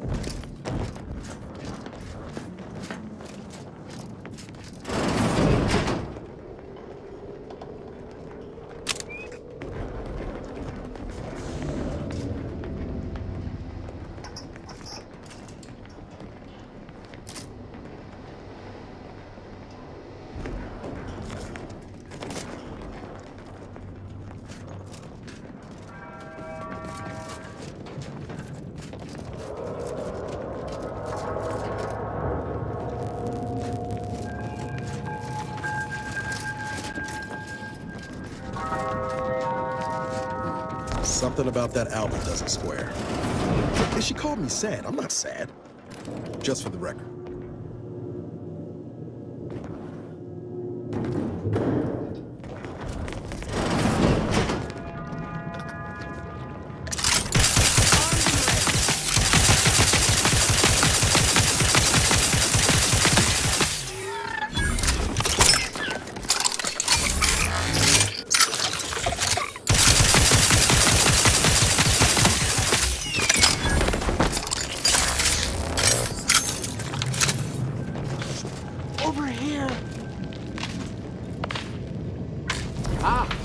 Finally, a favorable happenstance. After I became stuck in here, those organisms appeared, all hungry-eyed and slavering profusely. The door jammed. Not sure how. Worked perfectly acceptably earlier. Lockdown and my clumsy fumbling triggered a precautionary security setting. I can't reset it from here, and I'm not particularly enamored of being closed in. Depends on your level of moxie and know-how, I suspect. Let me think. You could try jimmying the door open if you have engineering expertise, or, I don't know, engage in a routine advanced physical regime. Otherwise, the safety reset is in a wall panel around the corner, though that seems a bit boring for a dynamic sort like you. Of course, apologies. I extrapolate solutions when I'm nervous.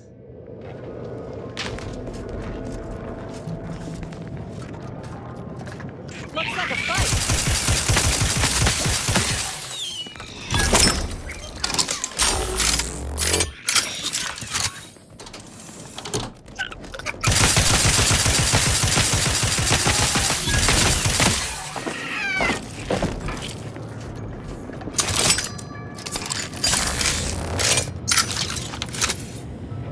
Thank you kindly. I am decidedly in your debt. Anything you need?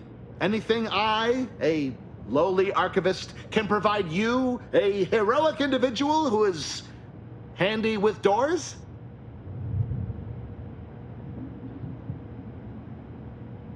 Of course. I am now able to breathe easy and respond freely. Strange question, but yes, all commands pass through the hub here. Through that wiring underneath that open floor panel in the back of the room, actually.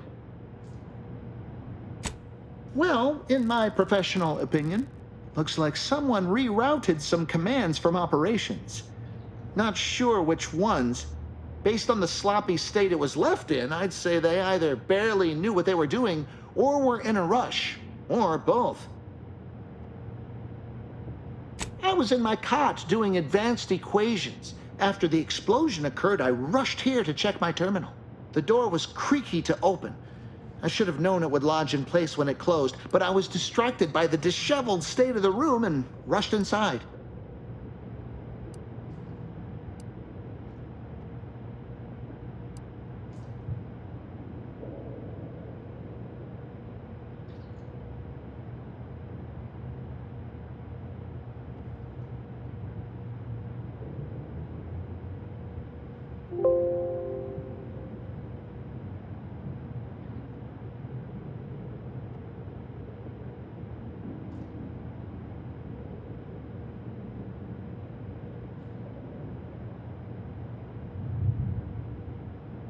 Yes, I find it extremely self-gratifying. Did you want to come by and check my calculations? Hey, why are you smirking like that? Stop laughing!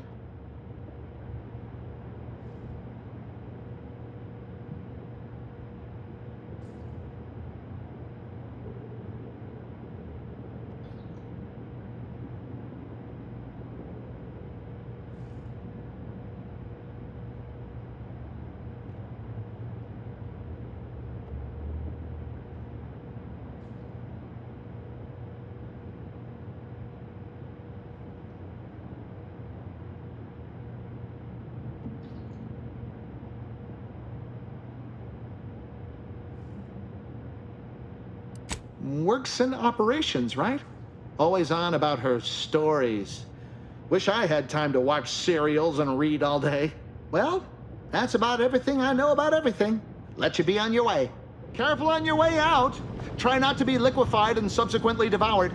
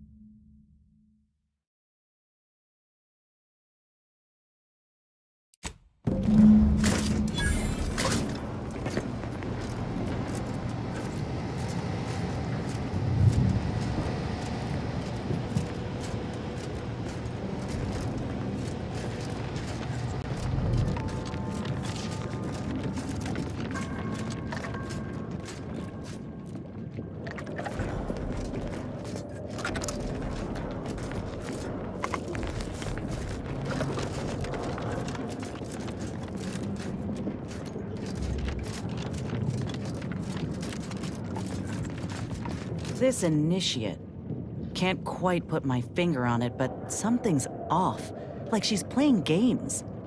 But I can't say I trust the Proctor any better. Hopefully a bit of investigating will clear things up for us. Once we find the perpetrator, we can be sure to head off any further attacks on Auntie's choice.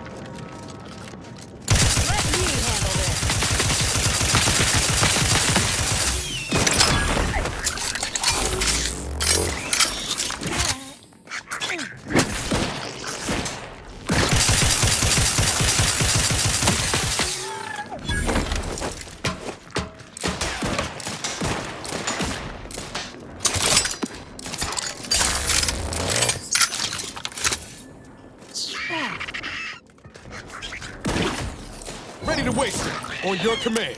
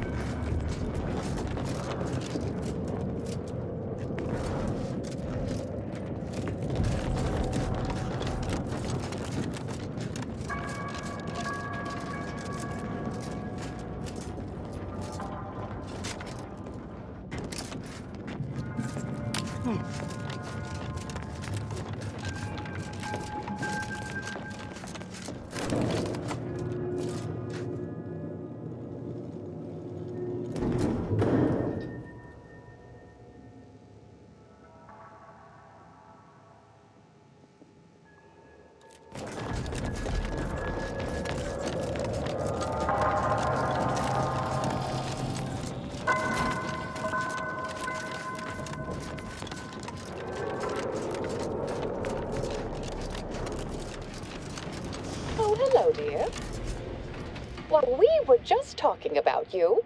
Or specifically, potential implications for a multitude of troubling scenarios, based on probable results of your investigation, downstream outcomes, and such and the like. You know how the Order is, always calculating something. But please, tell us what you discovered. That you found evidence that the coordinates were rerouted is definitely something. Would be an odd step for Alva here to take, except perhaps to throw blame elsewhere.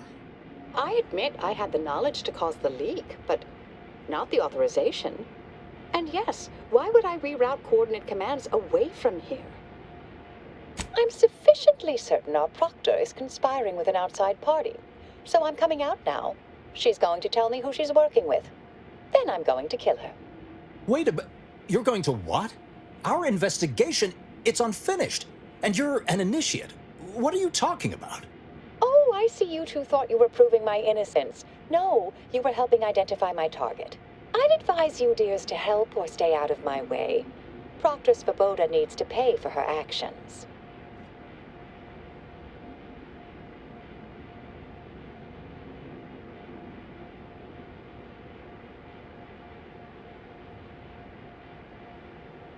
Yes, I concur. That may be the only part of this that seems certain. You are far more capable than some back manufacturing button pusher. Who are you, really? I am a dedicated agent of the Order, but no, dear. My name is not Miriam Alva. I am Marisol Delgado, formerly of the Department of Preemptive Causal Redirection. That group was just a story to scare novice scienticians. Next, you're going to be telling me you're... Wait. It is you, isn't it? The one they called the Endpoint. If you want one, you gotta earn it. Start rescuing sprats out of trees. Or maybe finish the important conversations you start.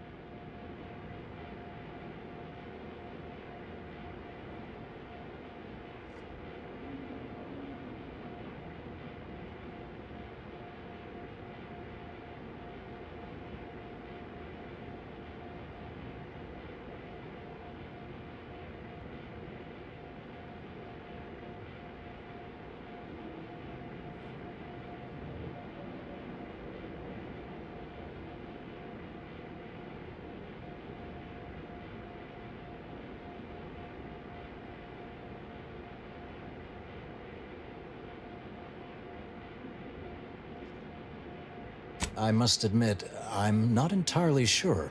The rumors about your department. They said anyone who might delay the equation being solved disappeared. If there are any hints of truth to that, I find it severely at odds with Order tenets for balancing efficiency with humanity. This is hardly the time for a history lesson or debate, I'm afraid.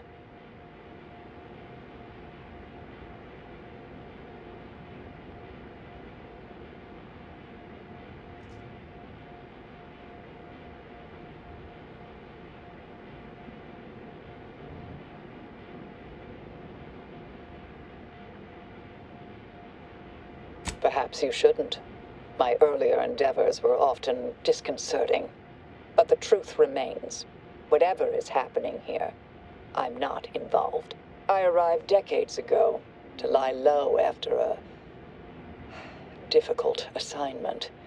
More than that, I have nothing to speak on at present.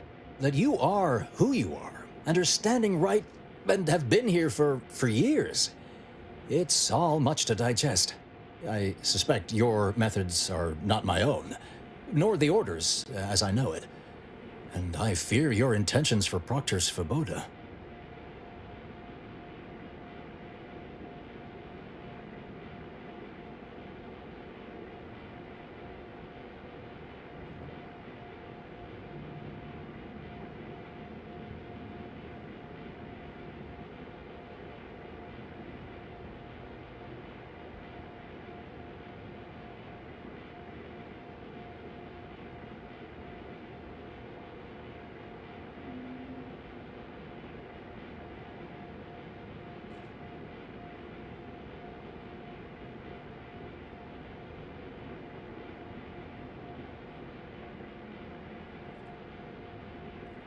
It's sweet that you think you can stop me, but I'll elucidate this for you. At this point, you'll either need to trust me or back that worm Svoboda. That ridiculous little functionary upended my existence. For 20 years, I was Alva. It wasn't a good life I had here, but it was quiet. It was mine. It wasn't hers to take. This would mean standing against a member of the Order. A mid-ranking one, at that.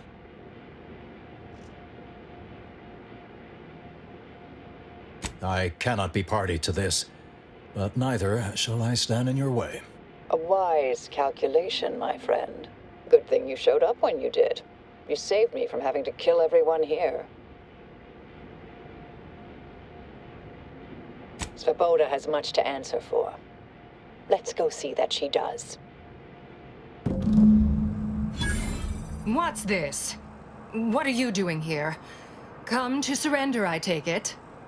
After decades keeping this identity, your inexpert blundering has rendered it obsolete. I am Marisol Delgado, former head intercessor of the Order. This would be an ideal time to confess everything. Before you die. You can't possibly be party to all this. Not with her vast misdeeds so readily apparent. Our investigator has definitively determined my innocence following a thorough investigation.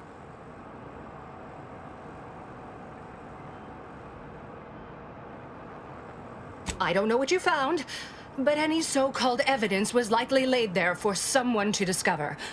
By a party with years spent in hiding. This is all nothing more than a flagrant example of artifice and bunco. An elaborate song and dance from an admitted imposter. Enough, traitor. You made your play. You lost. No more deception. No more lies. Time to pay what is due. No, wait,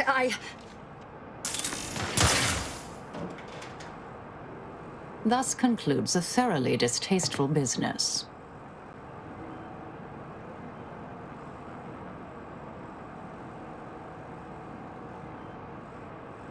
What a nice and thoughtful thing to say, dear. Best search her office.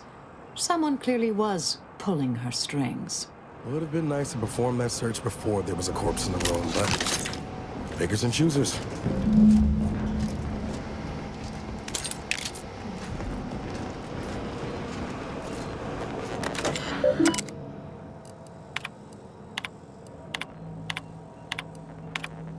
The terminal unsealed the effluvium repository. That's traditionally off limits. Ideal.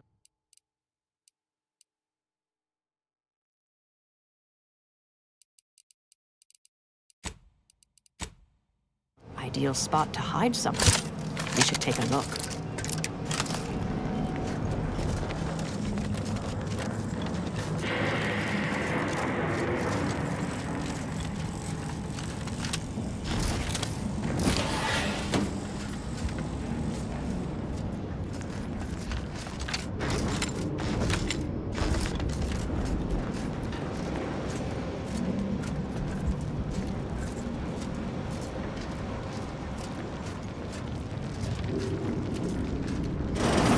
Space used to be brimming with runoff chemical sludge. It's been renovated, I see. Another terminal. Go ahead. You should have the honors.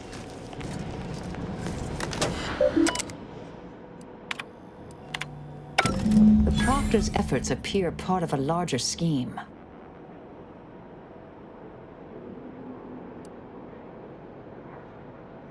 Ah, of course. I should have assumed you had a greater purpose here. This whole affair reminded me of the old days. The blood, the secrecy, the calculations and intrigue. Been trying to tell myself I didn't miss it. But in action, I fear, ill suits me. I have some unfinished business I need to get back to. I could use help from an operator like you. Believe my specific skills could benefit your efforts as well. I'd propose a strategic partnership. You help me, I help you. What do you say? Good, good. It's a little crowded here, though, isn't it?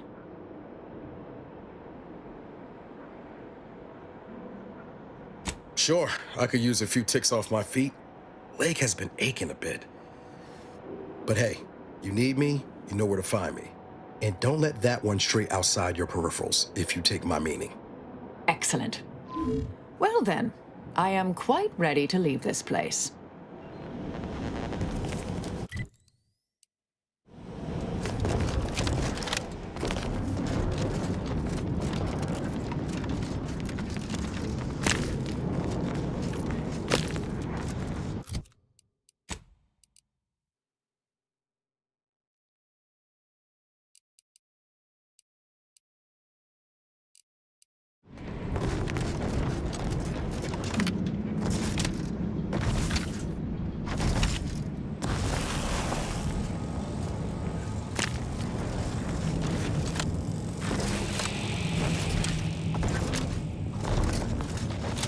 I realize you didn't receive the most welcome of receptions here.